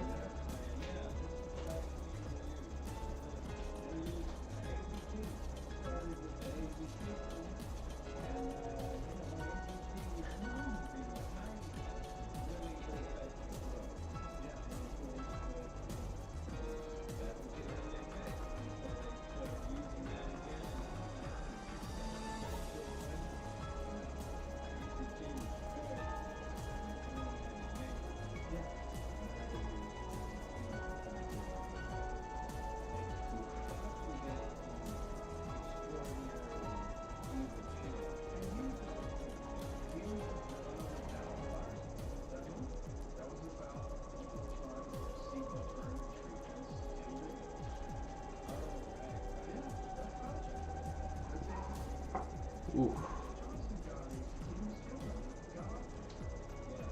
Give me a sec.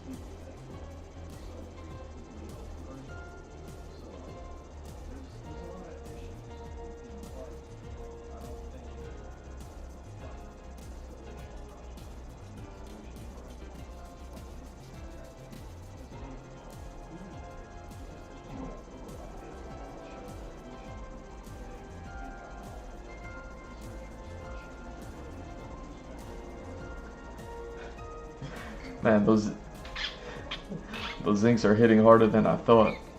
I filled the cups up with water, and yeah, all of a sudden like Harley Quinn ink was like splashing everywhere. It's like, oh man, I might have to water it down some more. We'll see.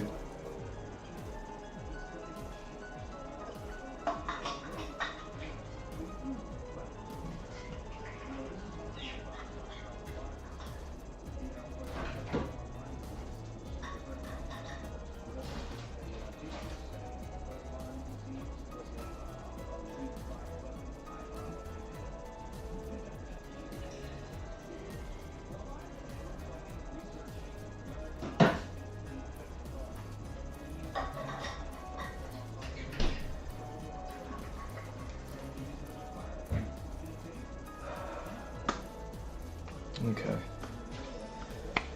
So yeah, let's see what these colors give me.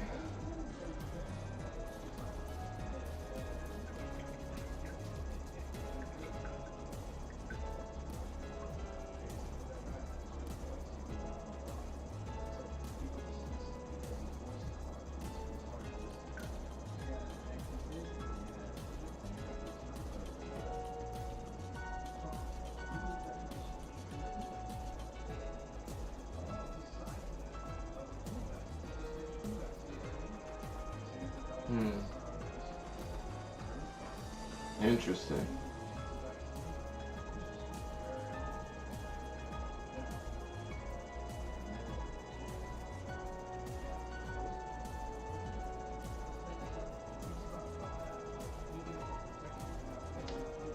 Huh. So like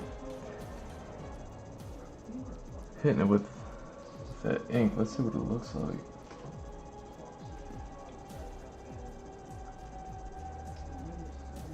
Yeah, I still got some of this wood color on here. Let me clean it off.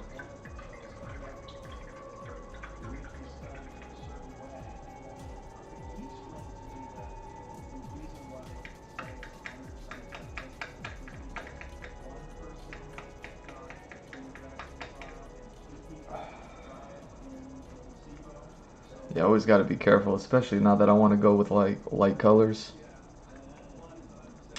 Ah, maybe that's it.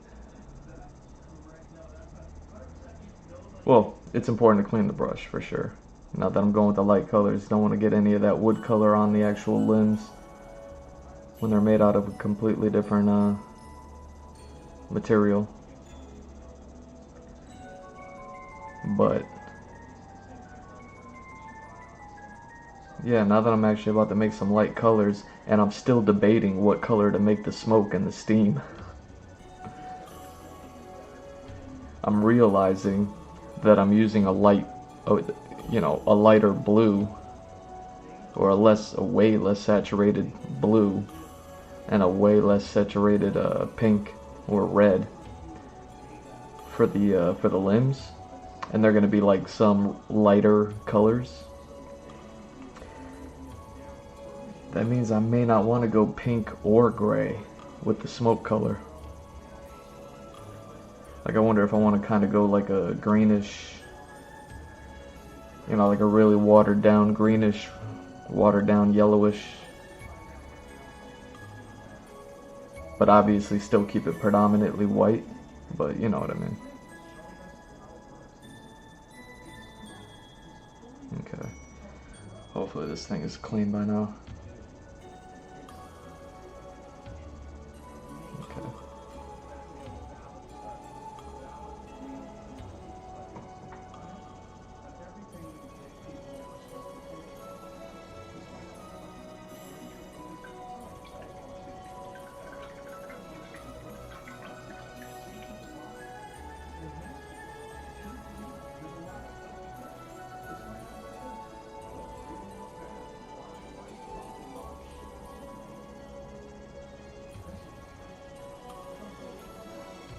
There we go. Alright, let's try this again.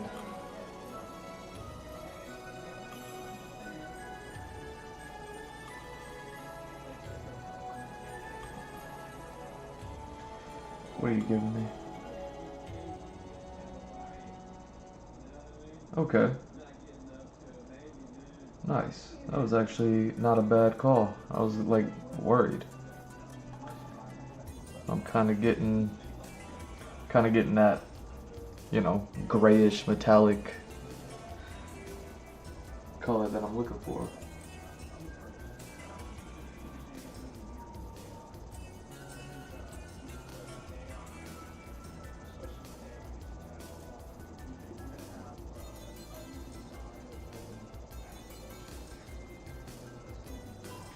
Alright, here we go.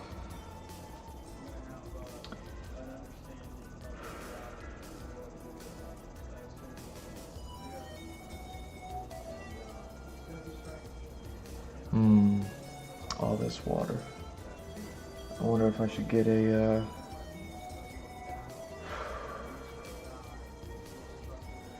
here we go. Let me set you down over here.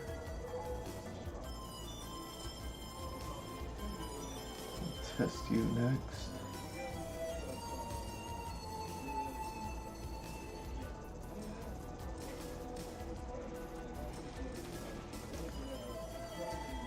Yeah, since this is watered down, it's a whole lot of water, and since I paint on an angle, that water,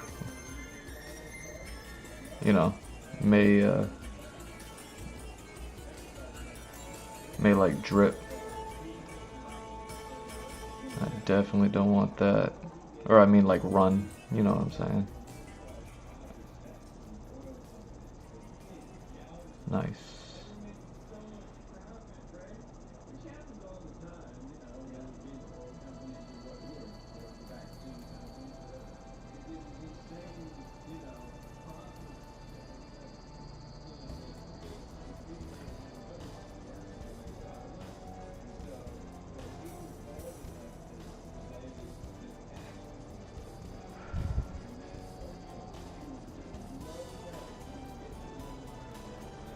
There we go.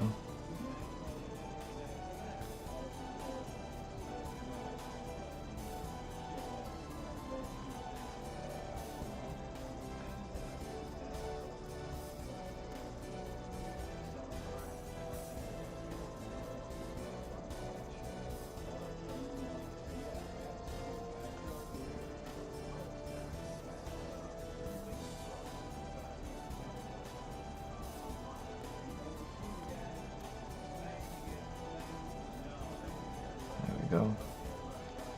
Yeah. See, watching all this water bubble up just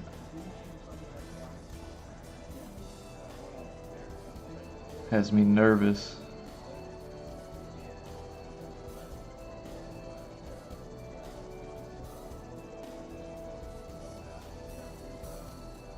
If you start traveling. Yeah, that'd be awesome.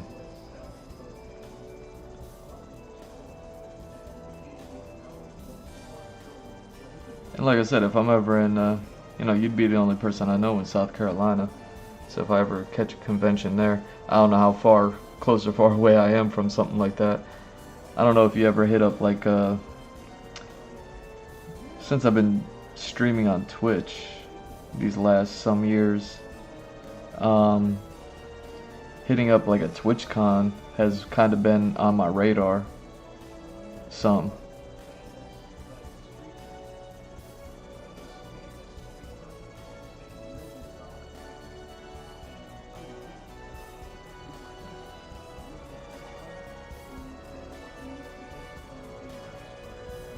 But yeah, if you do something like that, like I imagine that's a decent place for me to like meet all sorts of people, you know, relevant to everything that I'm doing here.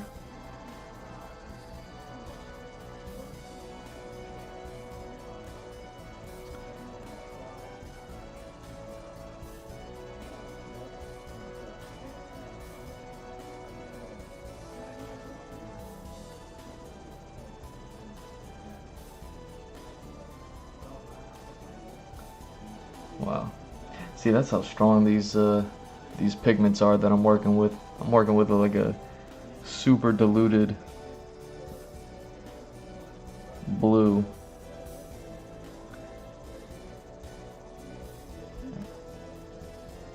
And I haven't even had to like go back and retry it. I love it.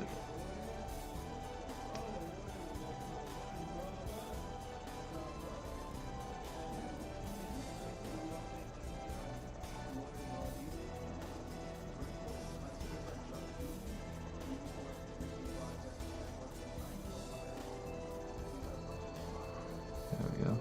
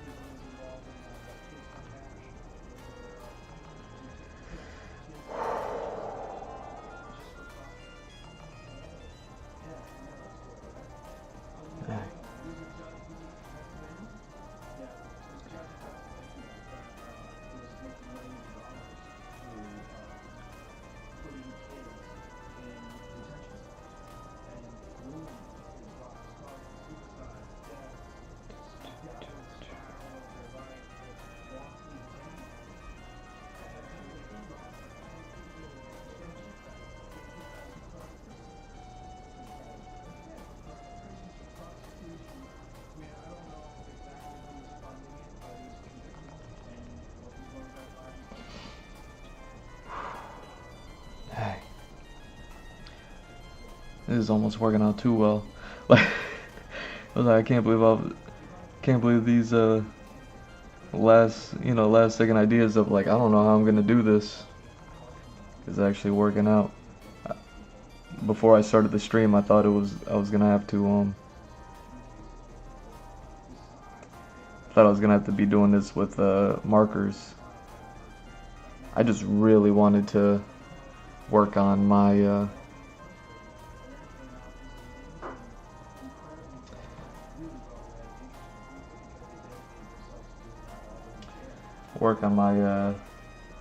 watercoloring, you know.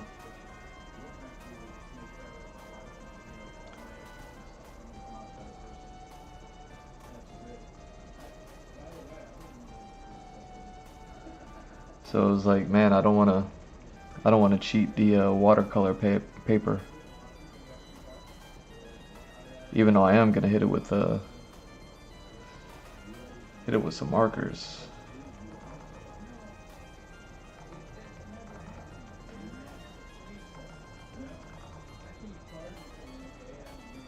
In order to not lean on the markers like a crutch. Definitely got to get this right.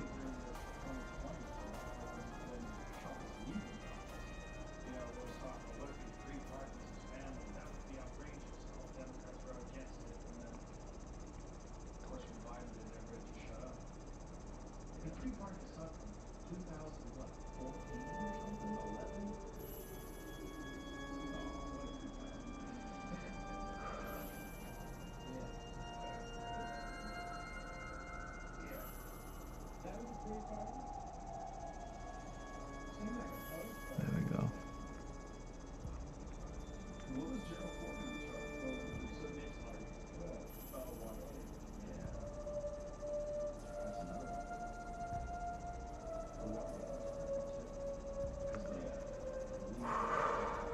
Okay.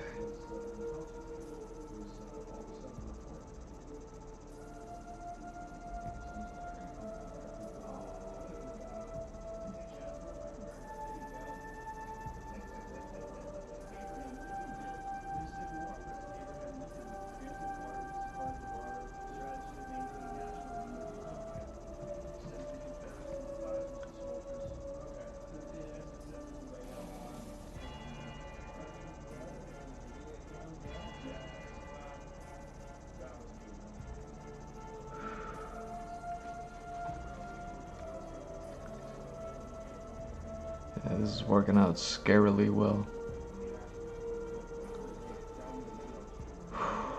Okay.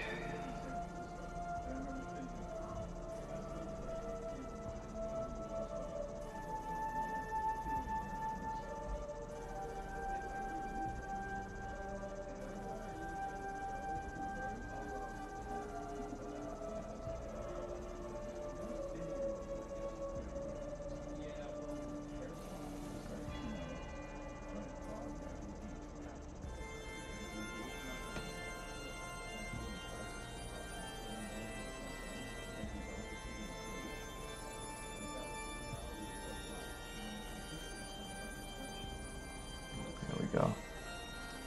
Wow, the randomness of that color is perfect.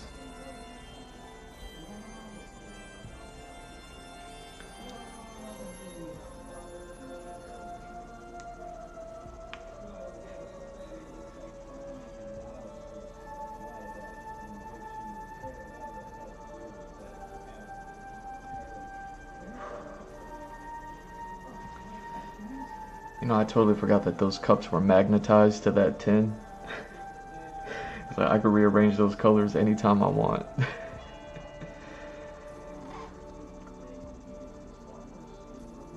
Alright.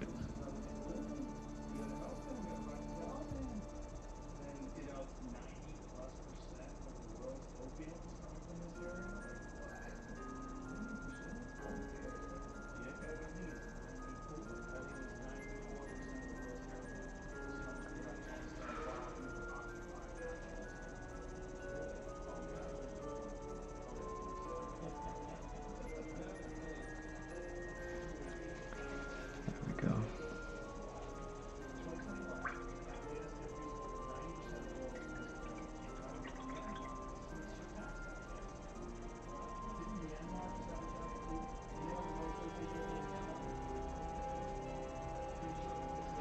There we go.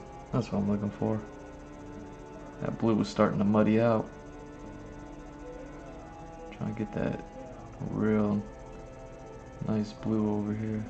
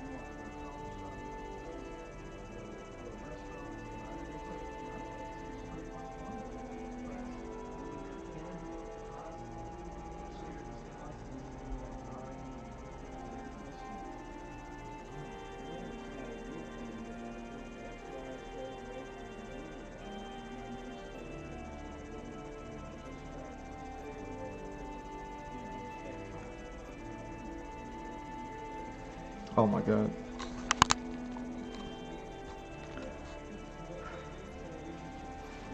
Sorry about that.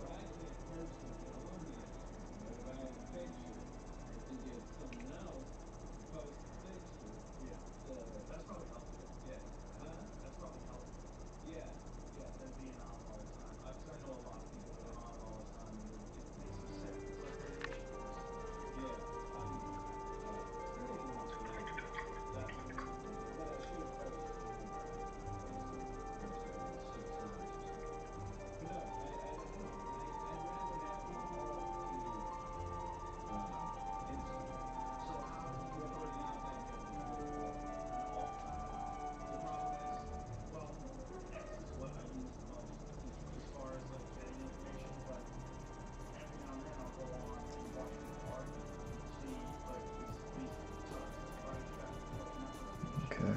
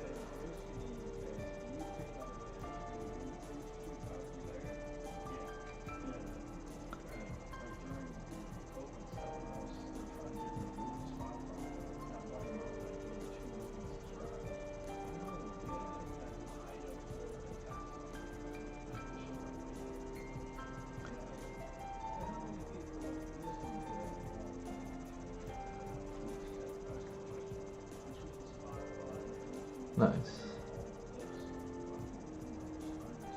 Oh, that's what's up. Being productive.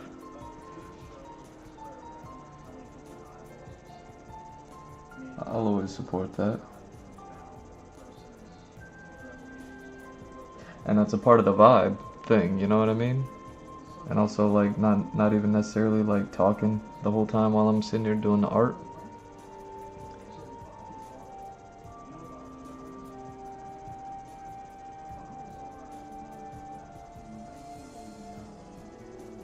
Like I'm listening to the music and I'm just like, I don't even know what part of Castlevania this is, but it's nice.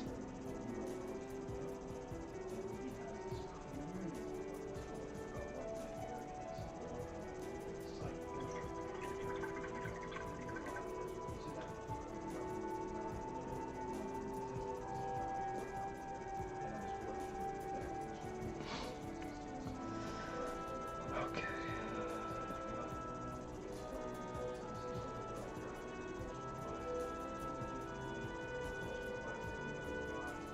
Hmm.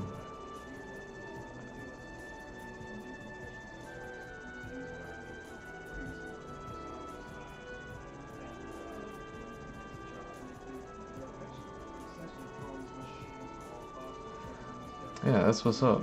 I've been needing to clean up. You know, I clean up my room, but I mean like actual like cleaning, like spring cleaning kind of stuff. I don't want to wait till spring to do it, you know.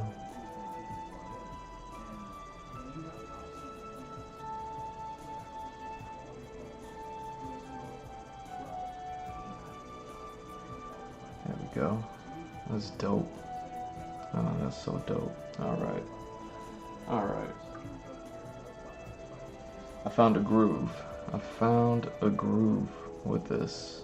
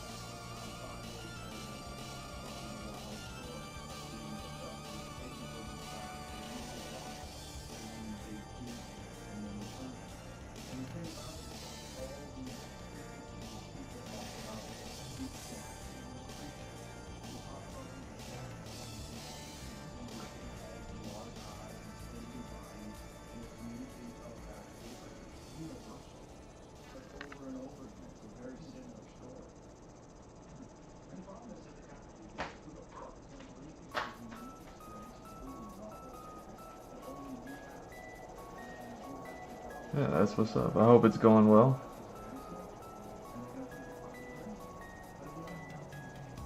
Cleaning up. It's late. It's dark. It's a nice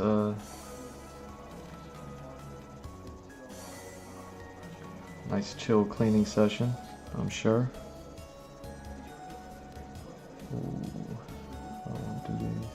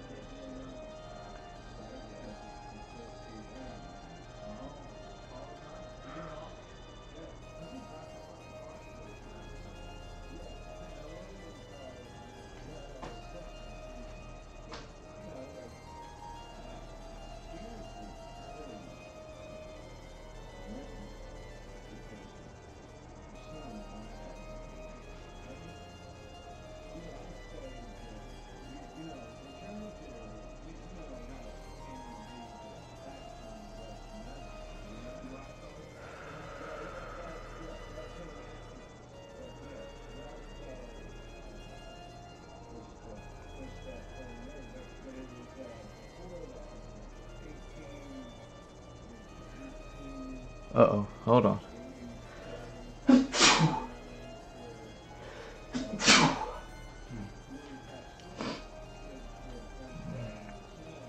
Oof.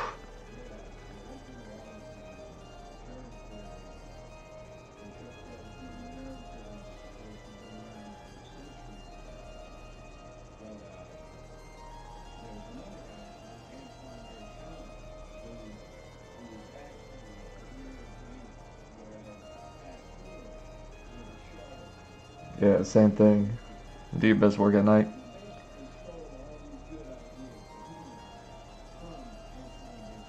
Same thing. They say it has something to do with, since the day's over, chances are you kind of got you've kind of accomplished, maybe not everything on your schedule, but maybe you did accomplish everything today. So then now that it's nighttime, everything's already taken care of. Now it's just like you have time to kind of like do whatever you feel like you need to do, whatever you've been putting off, things like that.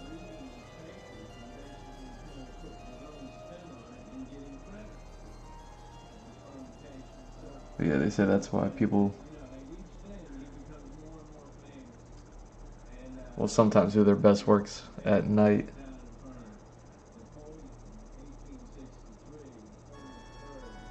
So it makes sense.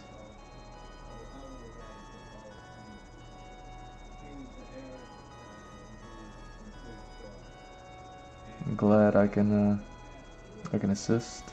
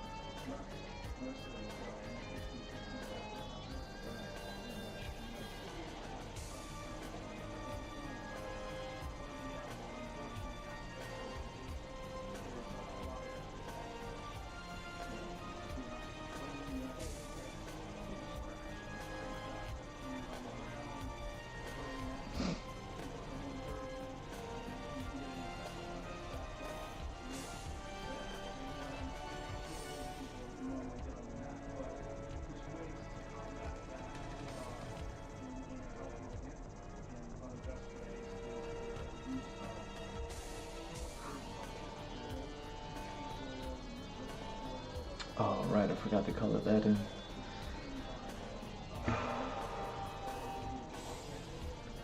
Wonder if I could do that right now.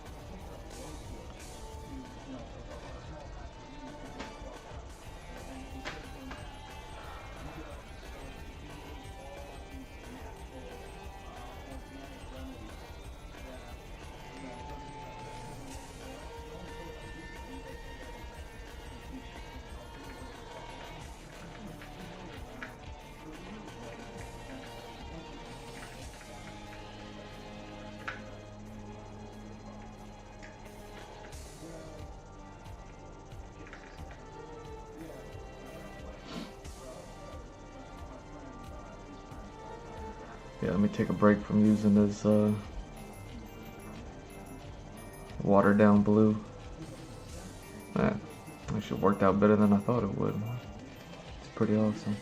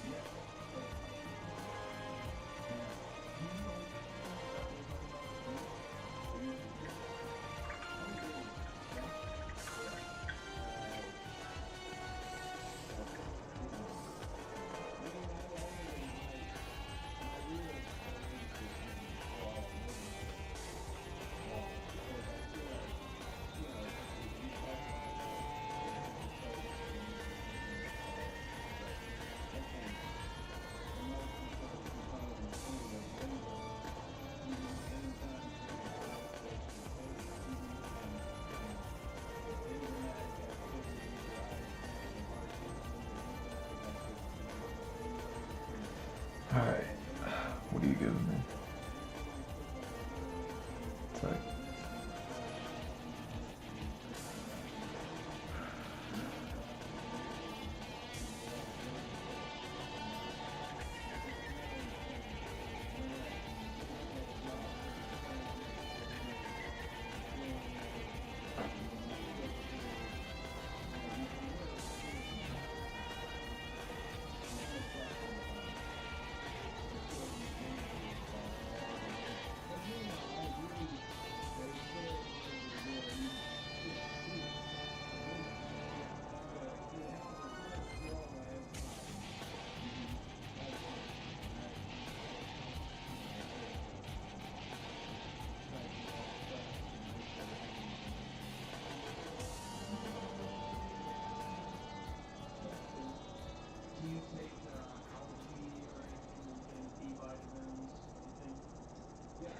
I'm not gonna lie, I'm super happy I got this Castlevania hits playing.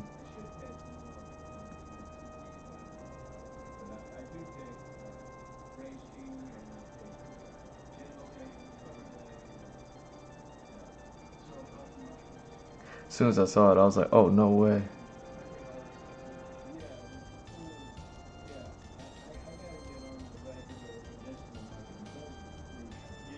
We'll see how this goes, but yeah, it's got like a nice healthy mix, considering it's like a greatest hits playthrough, and they have it's a video game that like crosses generations of video games, and I don't know, I guess thematically, like It just has like kind of every instrument from all the classic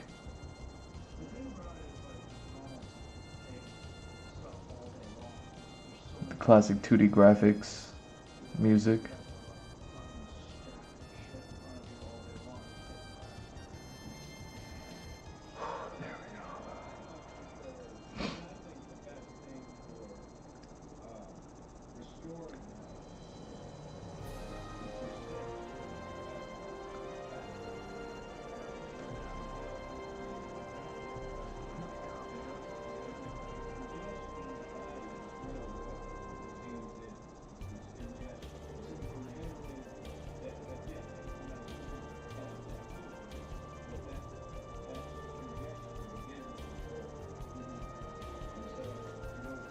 There we go.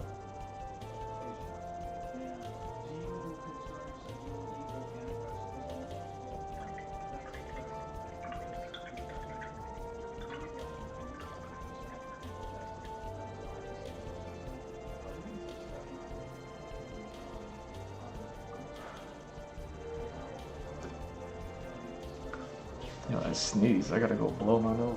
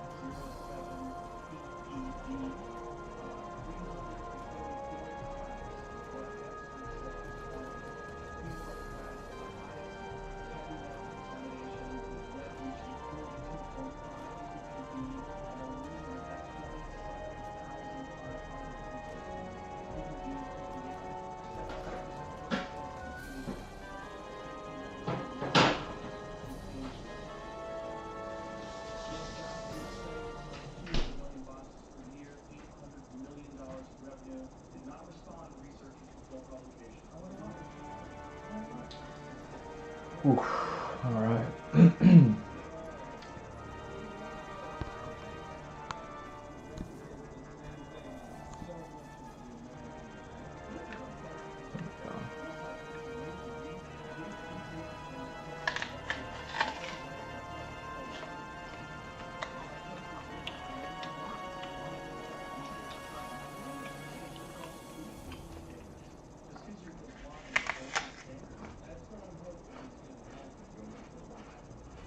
Hmm.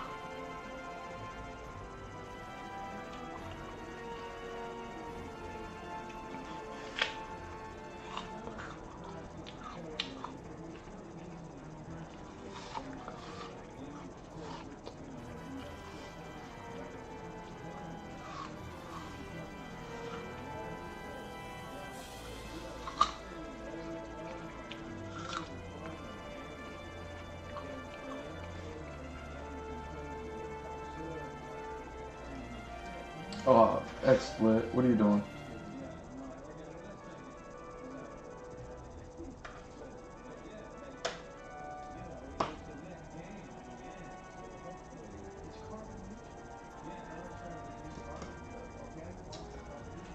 Come on, come back to me, XSplit.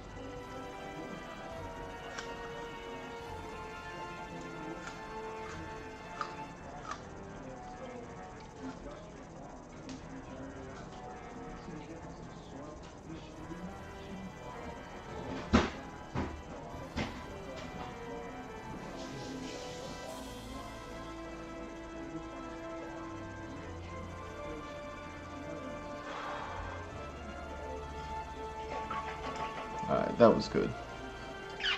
Let's see, what else do I have? As far as like this kind of metallic colors go. Let me see something else as well.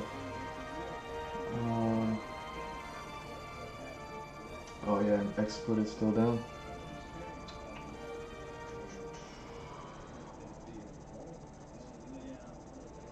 No, not you. That's the other thing with putting the chat up there. By the camera, I can't see the screen. I'll figure out this setup.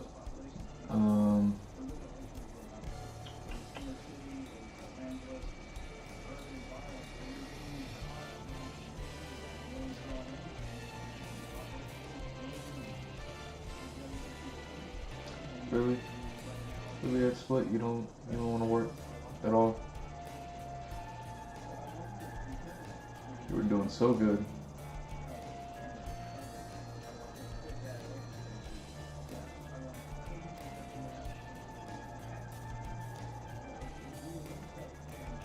You were doing so good just sitting still, and I was getting ready to scroll through and look at some more references, and there we go.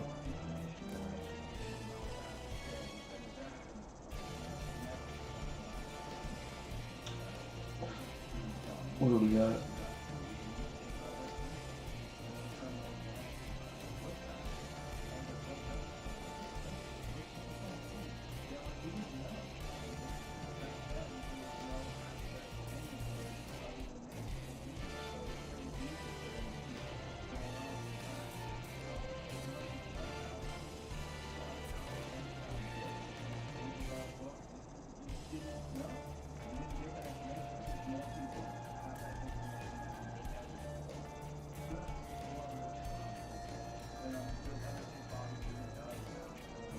There we go.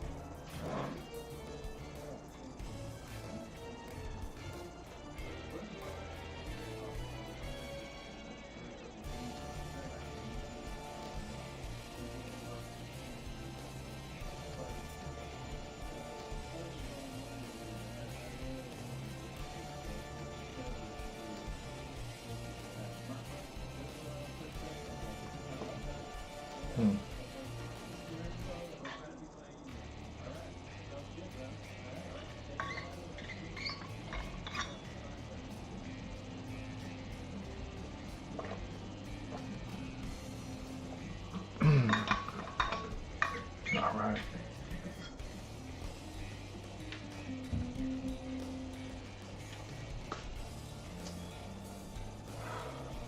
So I need a darker blue for that. So then those I can go ahead and stop being shy with it. All right. Let's do it.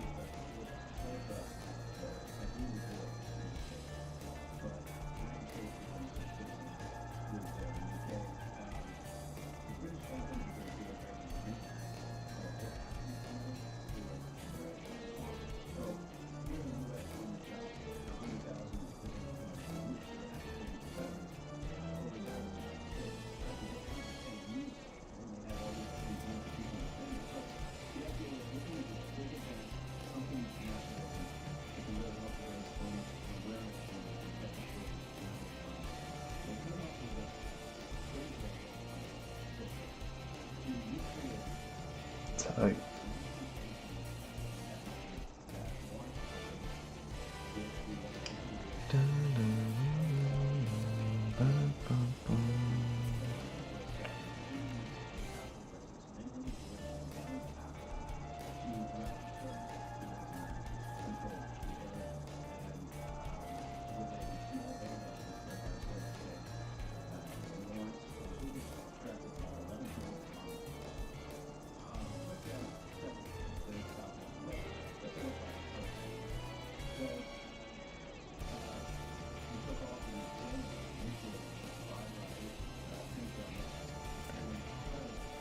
and see, look at that. I'm still using the same paint, same brush, same color over the same spot, but this watercolor just gives these layers, man. That's just something that, you know, the markers wouldn't give. I would have to like choose 2 to 3 different markers to try to achieve this look. And, you know, with these watercolor paints, it's just like a happy accident.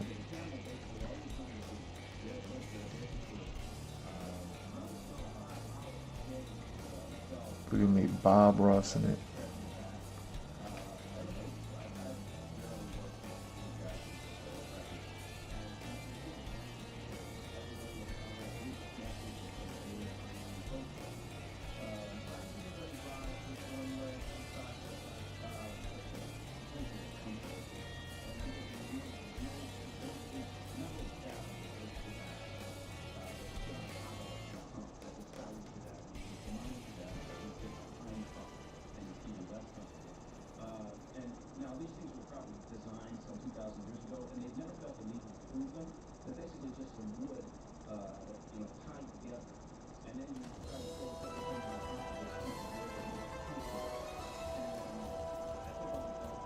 There we go.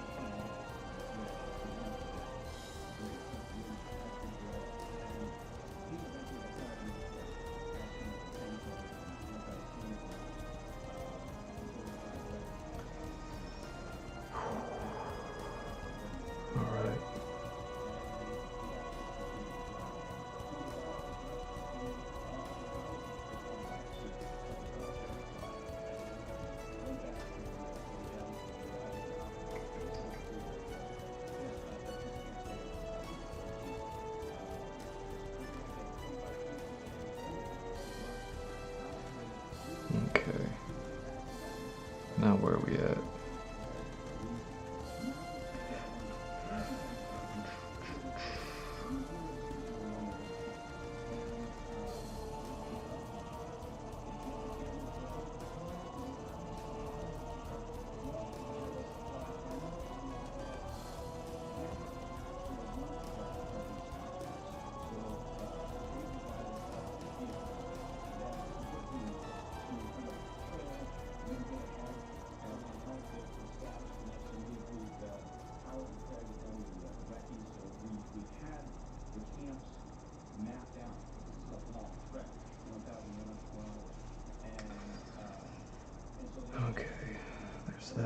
that?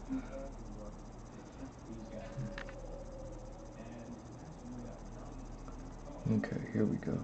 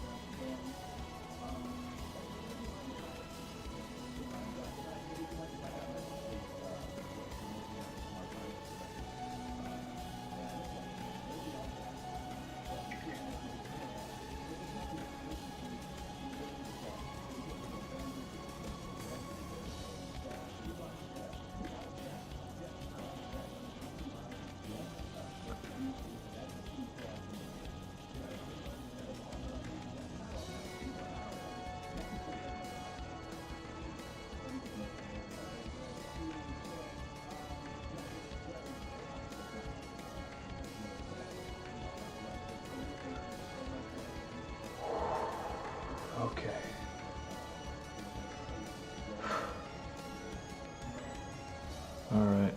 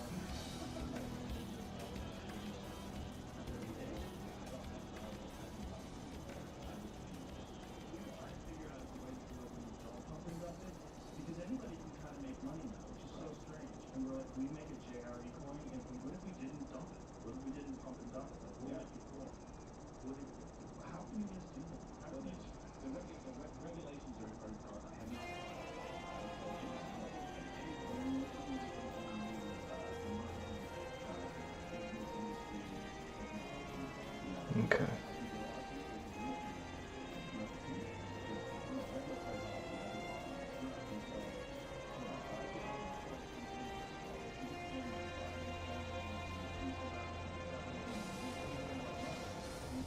Hmm.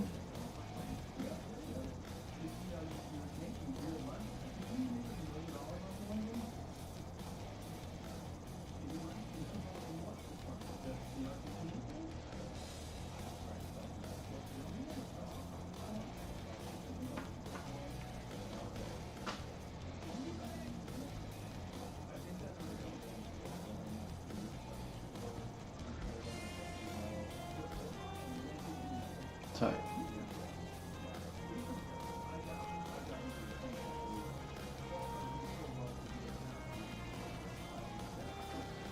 Okay. Now I think it's time for the for the for the red one.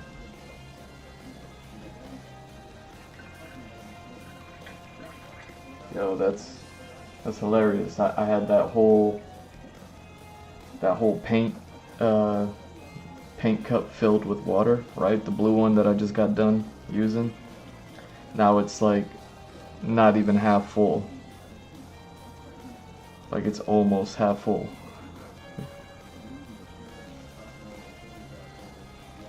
And that's all just leftover colors from a year ago, 2 years ago.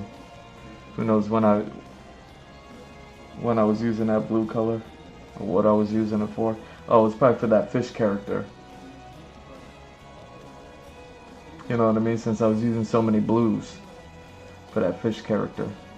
So yeah, whenever I was working on that character.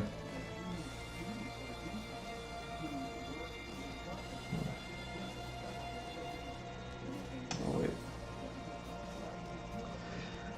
Yeah, let's not forget these.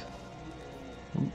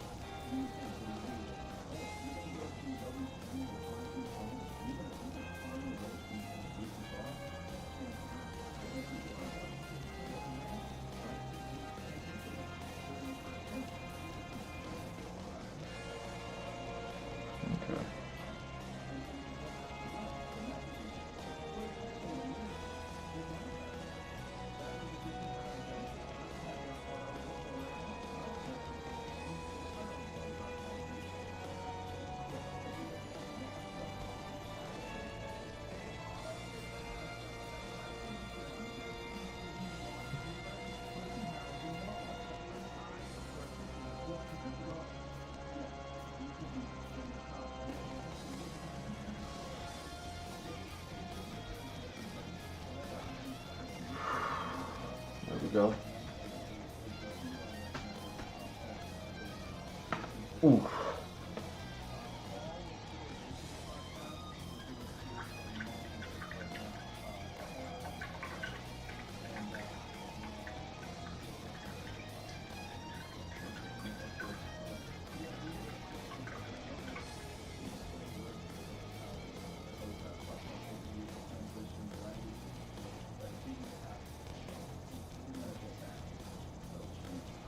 Alright. Now let's go with that pink one. And it's funny, I've been thinking this whole time, like even since I started painting this, is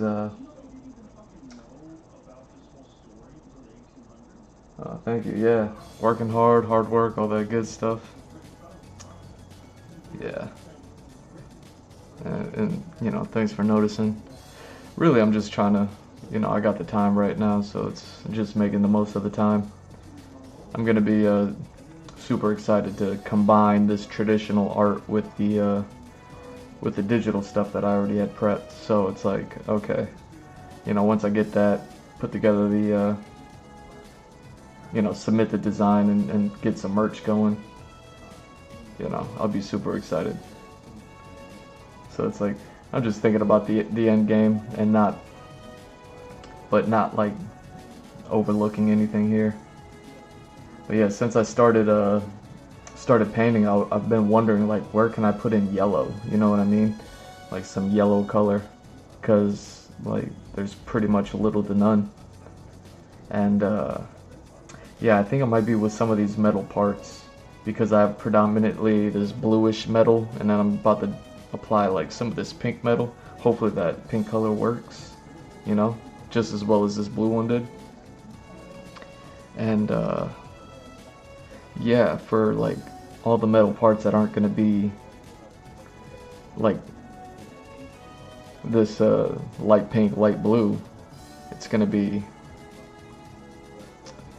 like, yeah, that's going to be the opportunity to make it like yellow, wherever it's like that kind of copperish, bronzish, goldish type of metal color that you see everywhere, you know? But yeah.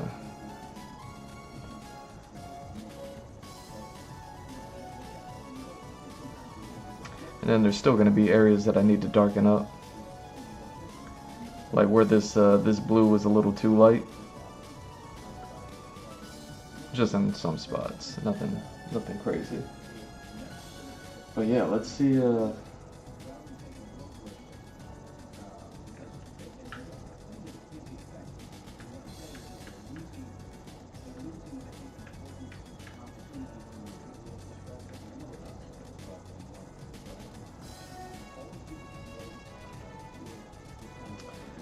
wow.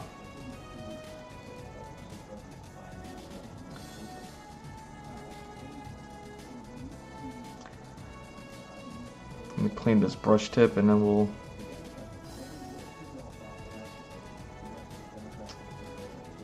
see how powerful this this pink ink is.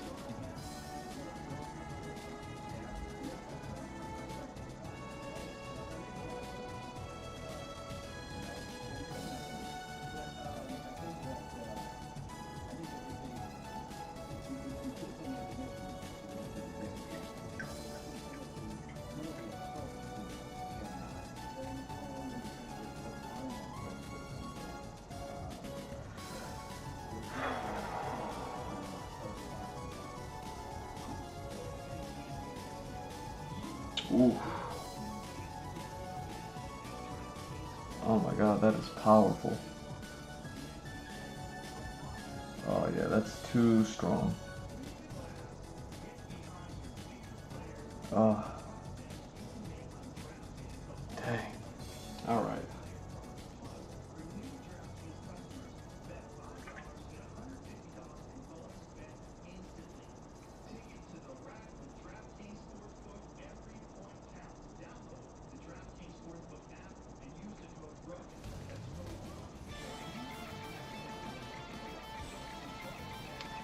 Yeah, that's still really strong. Wow, okay. Go through this.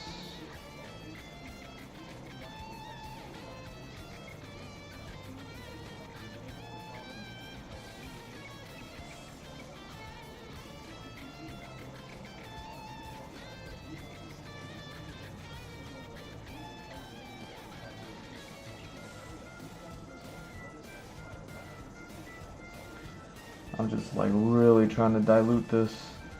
There we go.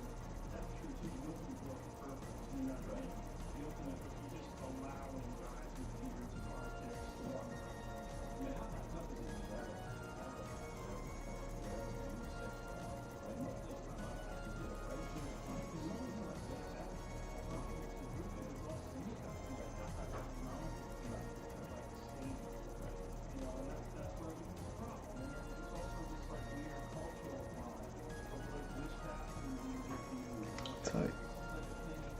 I like that.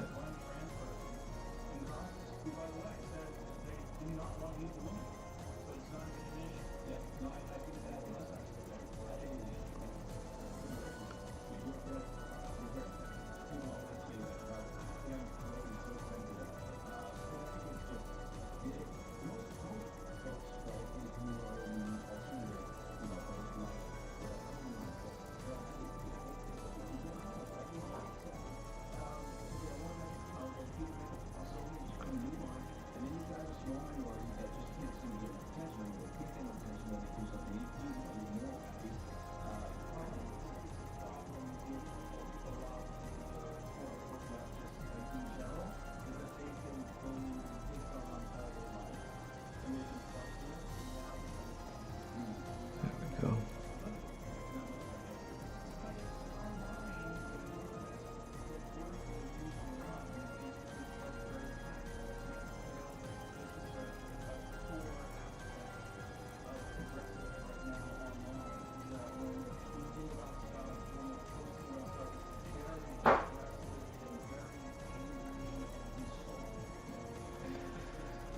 Tight.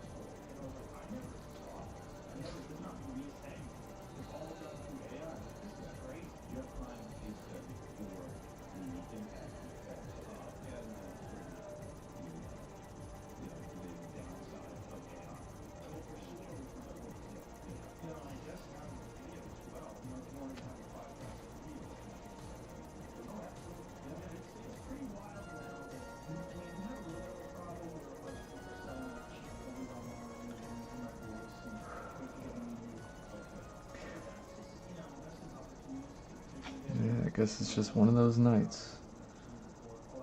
I'm getting a whole lot done. I mean, there's very few we talk about this, where there's very few because the idea was always for protection, right? Okay, we got to create better systems to protect deepfakes, right?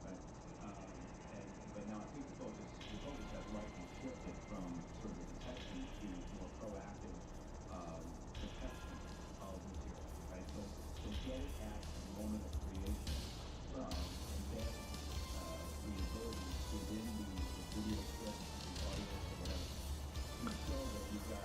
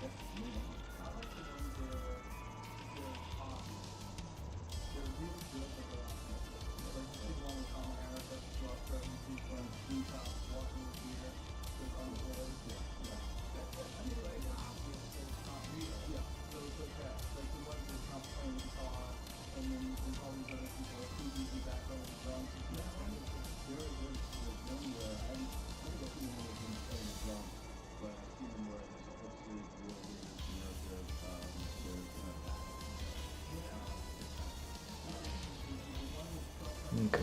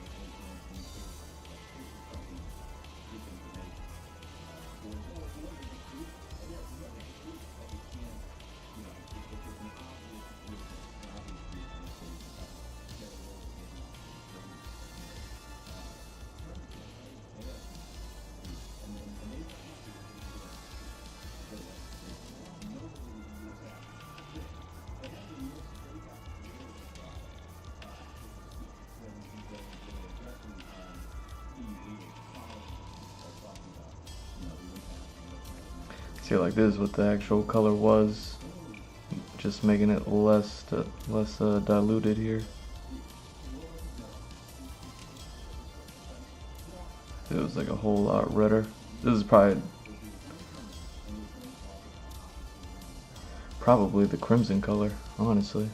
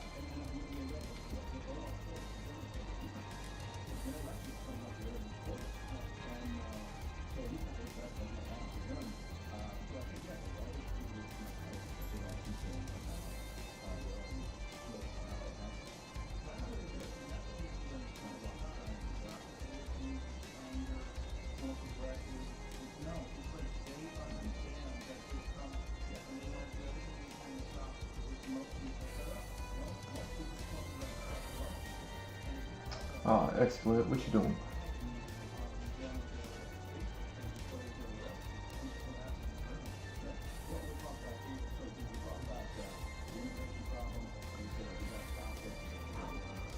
Alright.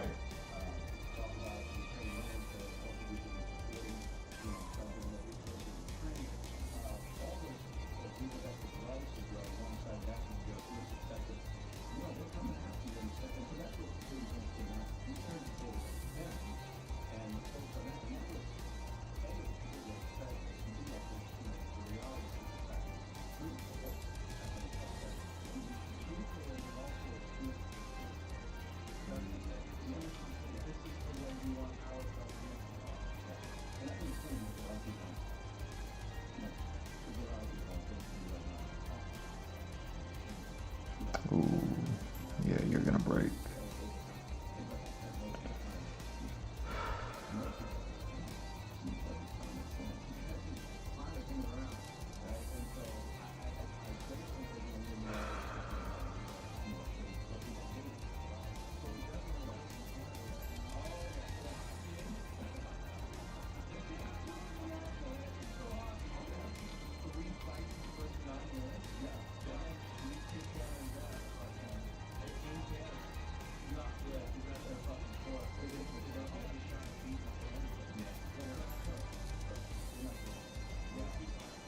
Okay.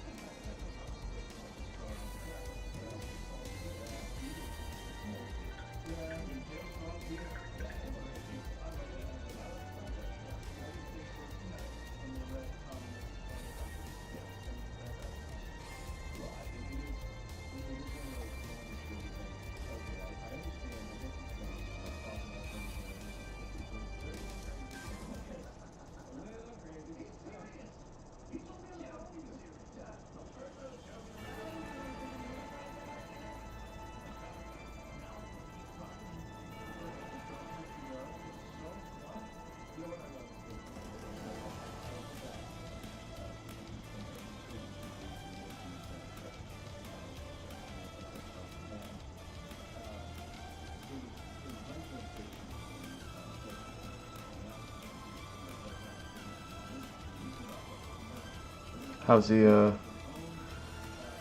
room cleaning coming along?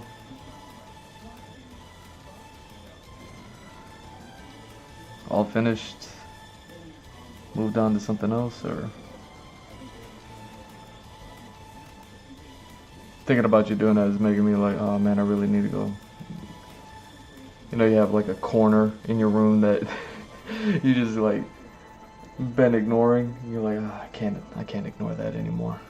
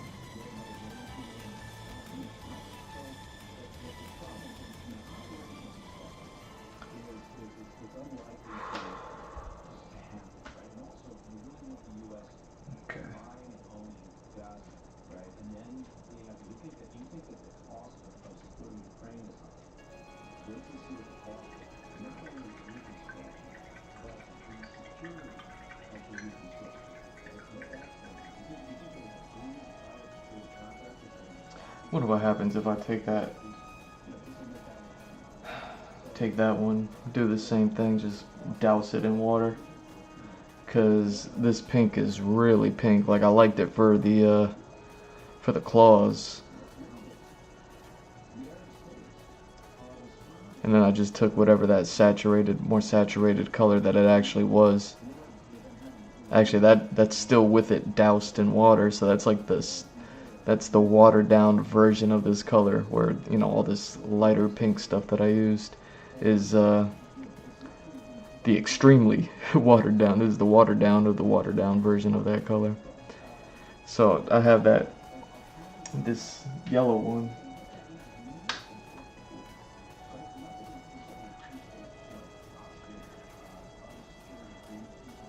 Same thing, you can see a bunch of old ink pigment essentially caked up in there.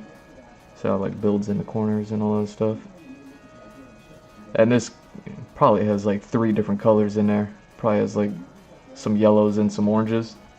And thinking about it for like the underbelly color, at least the main underbelly color, you know, like I was saying, give it that like kind of goldish, but I kind of want to see what color I get with this. And then like I said, just start hitting up some spots. So we'll see.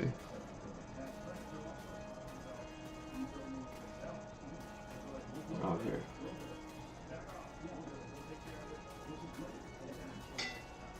You know what?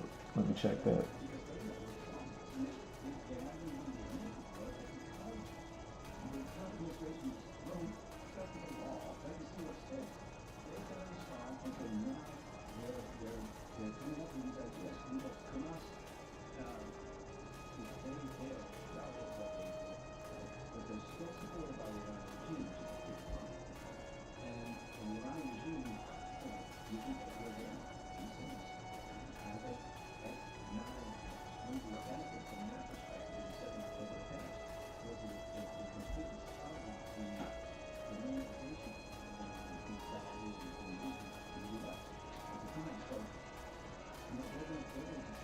All right.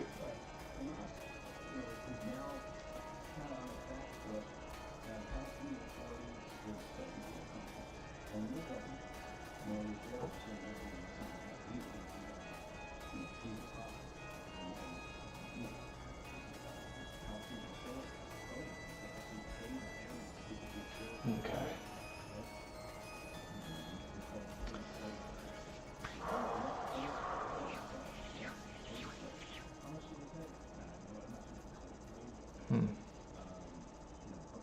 Alright, not too bad.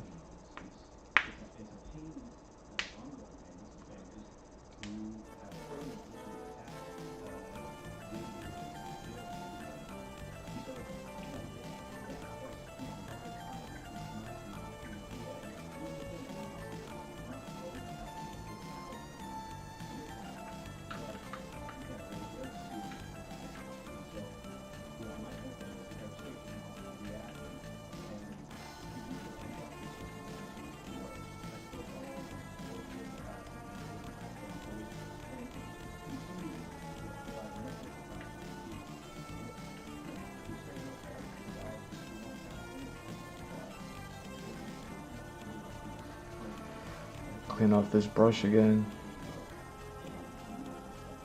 Getting a lot of mileage out of this brush.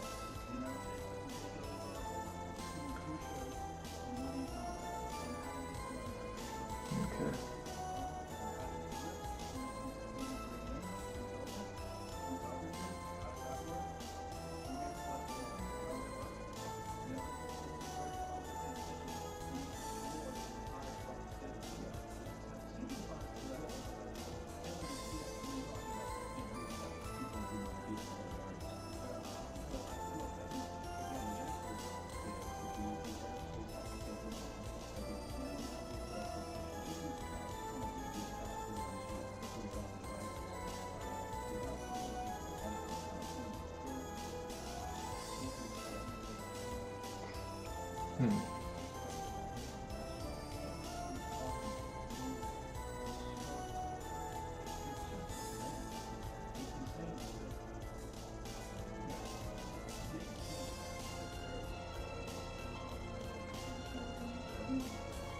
There we go. Oh wow, it's like a crazy yellow right there. It's like yellow, yellow, huh? Okay. What do I want to do with this? What do I want to do with this color?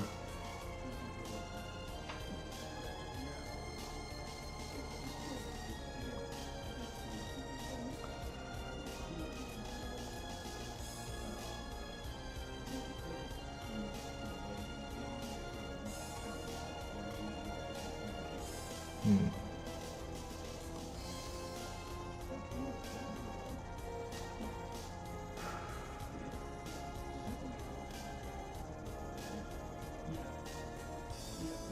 Ah, I forgot about that. I have to go back and get that.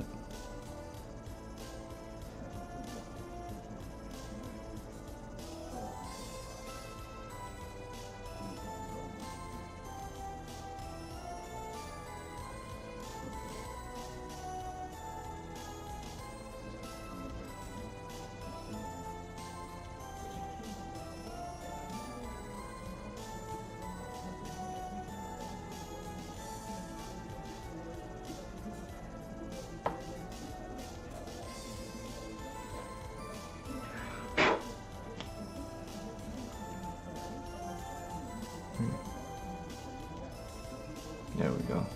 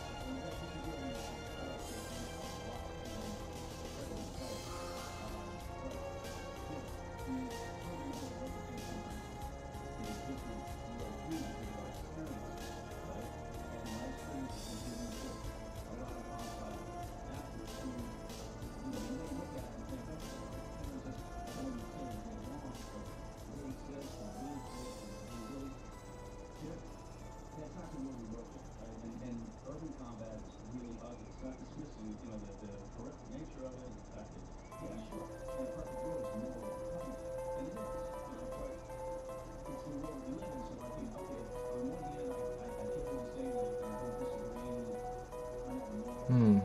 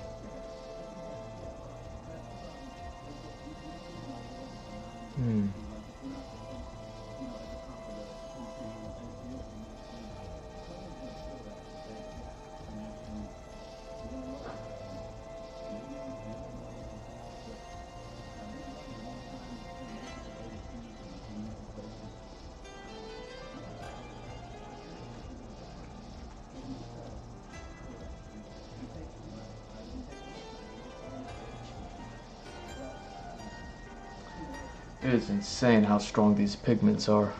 You know what I'm saying? Like I soaked that stuff in water. And this yellow is yellowing. You know?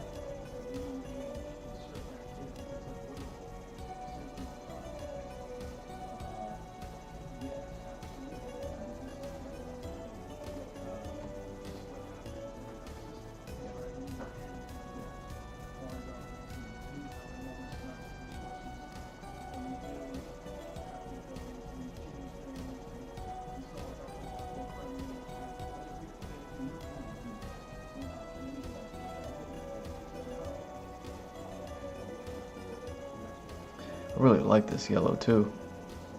I'm trying to put it as many places as I can if you haven't noticed. It's like kind of where I started when I started watercoloring. I was like, man, where am I gonna be putting yellow at all? Like I almost saw like almost no opportunity for it, but it's like, okay, I can get a little bit of that in there.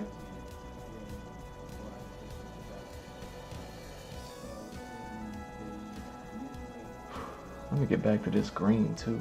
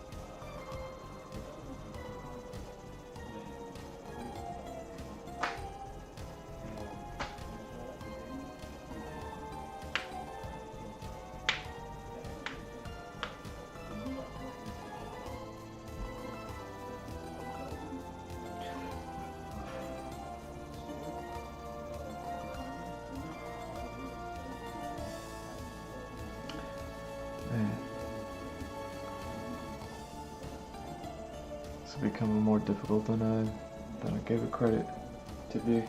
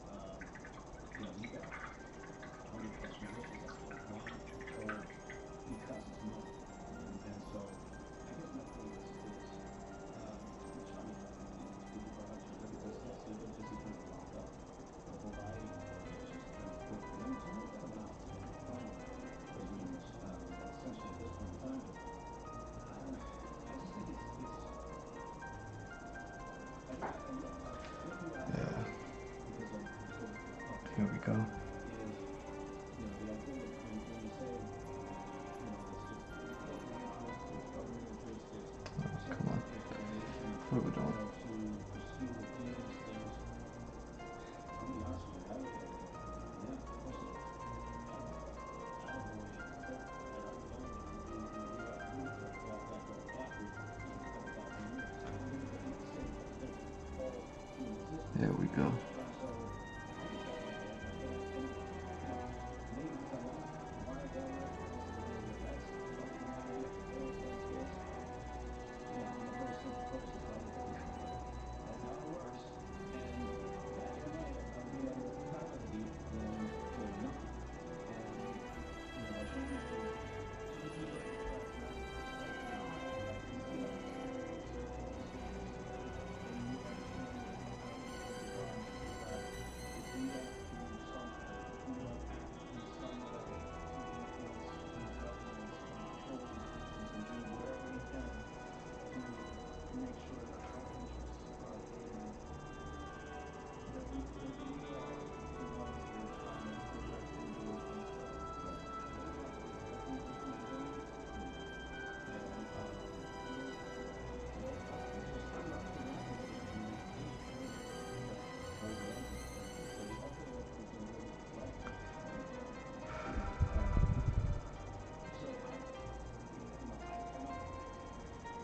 everything else, obviously there's all sorts of flaws in the way that I'm thinking. I'm eventually going to have my versions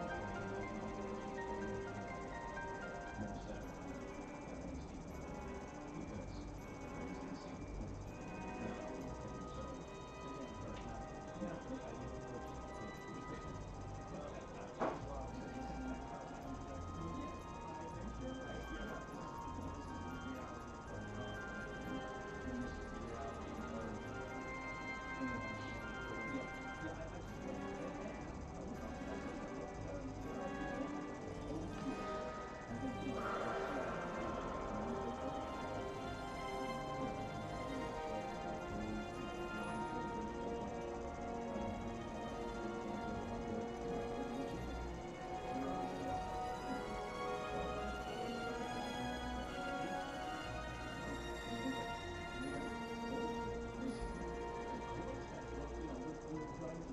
over the years, I think, it's sad to say this, and we've been very quiet.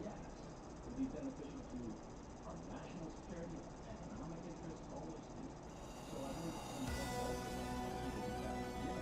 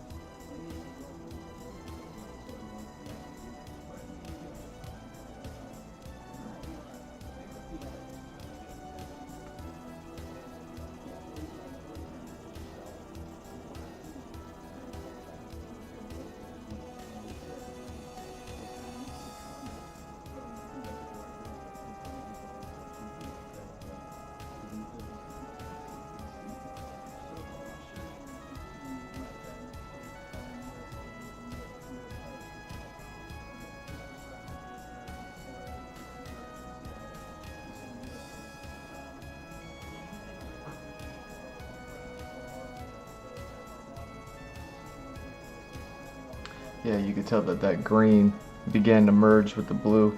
It's the same green I was using down here. What was it called, like April green, something like that? And because I used that green, I think that's where I started the painting, and I blended it with that blue. You could actually see it in the color. It became like a little bit like a blue-green. I love that color, man.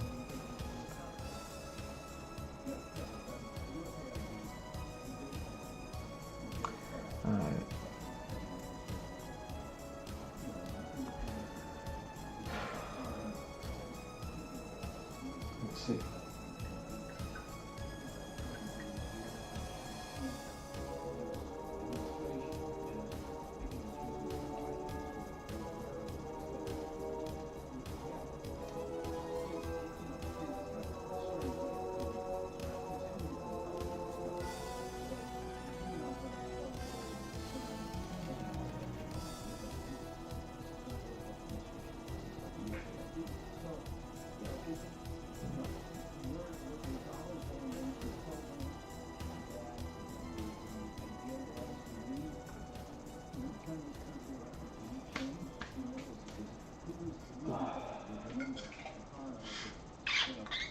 Alright, so I just need an orange color.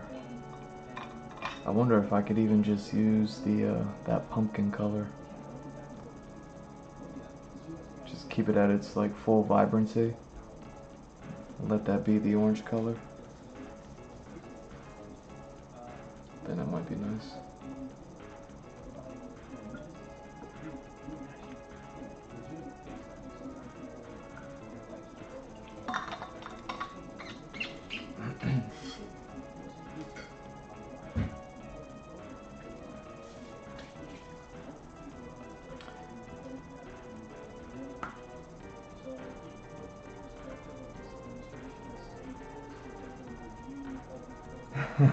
Thanks, Pixel. Yeah, I appreciate that. You're recognizing the work. You know, it's funny, the more that I'm thinking about it, the more I'm just like, what if I just make the smoke regular? You know what I mean? Just keep it gray or something. Because now that I got those hints of green in there, I'm like, alright, I got green going. You know what I mean? I got the green in the flame, a little bit of green in there. I'm kind of happy with it. There's still like just one part that I want to make just slightly green. But then, yeah. See, now, this is what happens when you start off with all the parts that you know, and you start filling in, you know, with color information. It's like, okay, now with all the parts that I have left, what colors do I have left that I can really go with? And yeah, I think I want to just use that pumpkin color, same one I started with tonight, and just use as the underbelly, at least the main color for the underbelly, and try to find a diluted version of that, possibly. Or even, yeah, just a more diluted version of that. And then put that onto the limbs in just some of the spots. Nothing too crazy. And then also use it for some of the remaining roofs that I have here in these like little homes. And then that should cover a lot, and then I'm still gonna have the smoke left. And it's like, what color am I going to do the smoke? You know, because this metallic blue color is already good. You know? So it might be like I might go like a yellowish, like a really pale color. You know? So a little bit of that green where I want it, and then yellow for the majority of it. Maybe I just kind of play with the colors a little bit. You know, do a little bit of everything. But we'll see. We will see. Cause yeah, I guess there is like different smokes happening. You know, so I could play with the smoke color from here and there. But I need to get some of these colors down.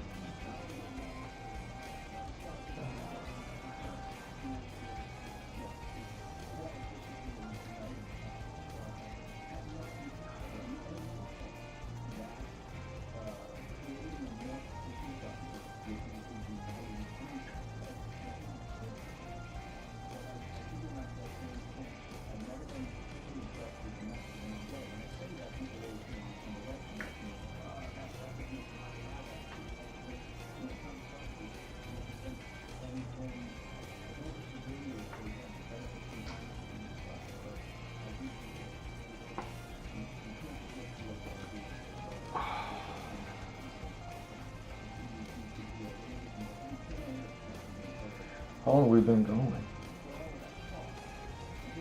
It's only been 4.5 hours? Dang.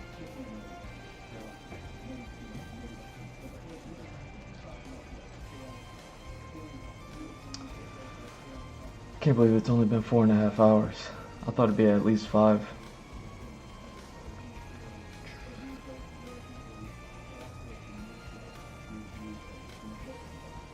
I mean, I guess if you count just a little bit of prep that I do.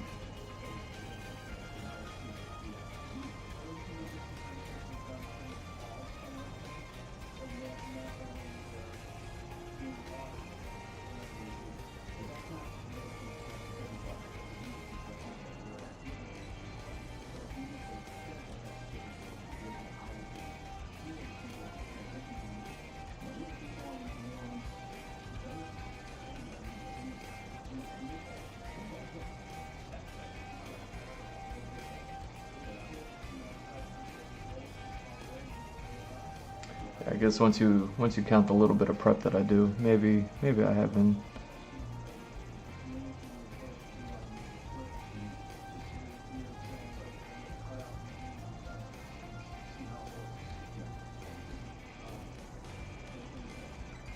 For about 5 hours.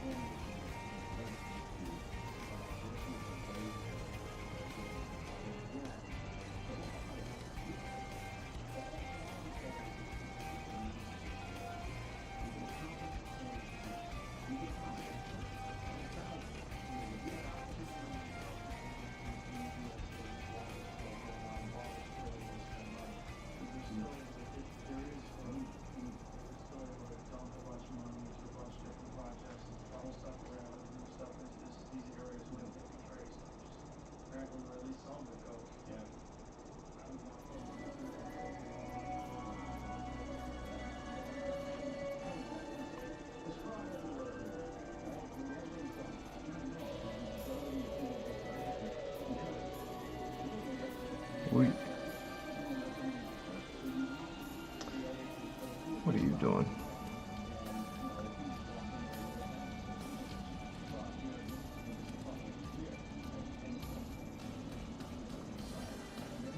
Why are you so wet?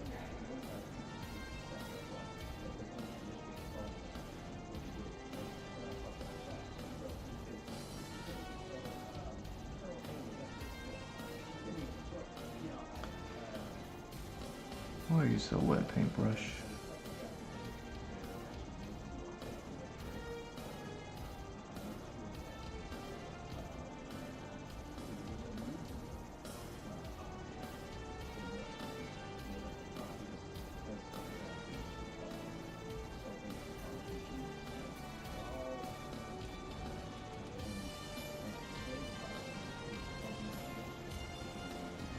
Dang, it's raining over here. I mean, it's been raining all day, like ever since I finished my workout video this afternoon. It immediately started raining. And it's been like a light rain, but I can hear it right now.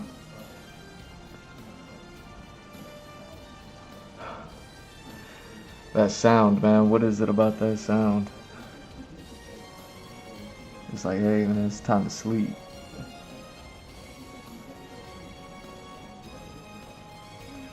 You know what I mean? It's time to grab somebody and go to sleep.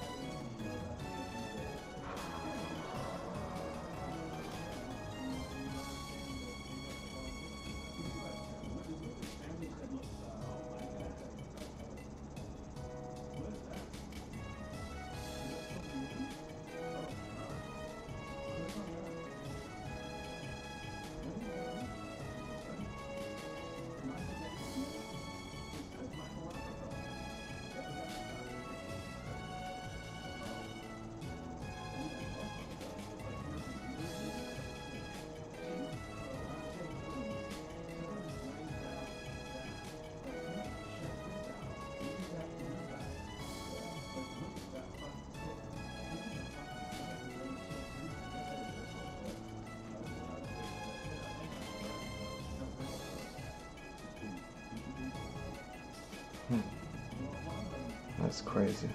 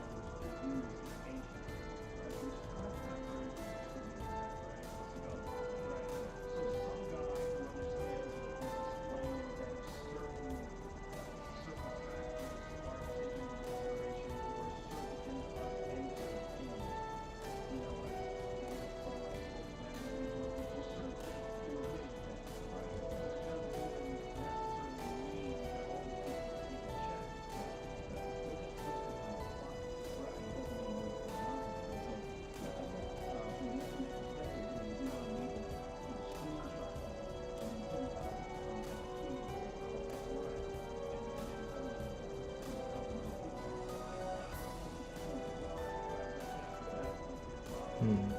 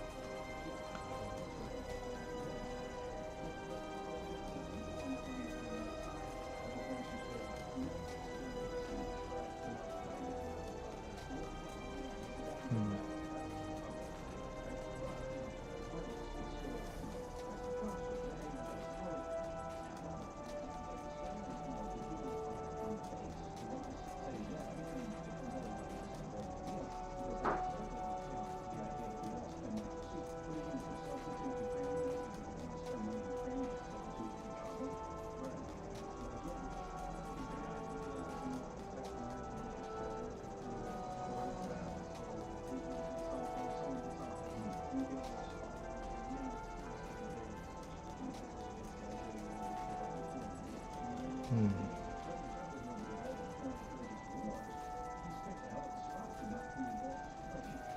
Hmm.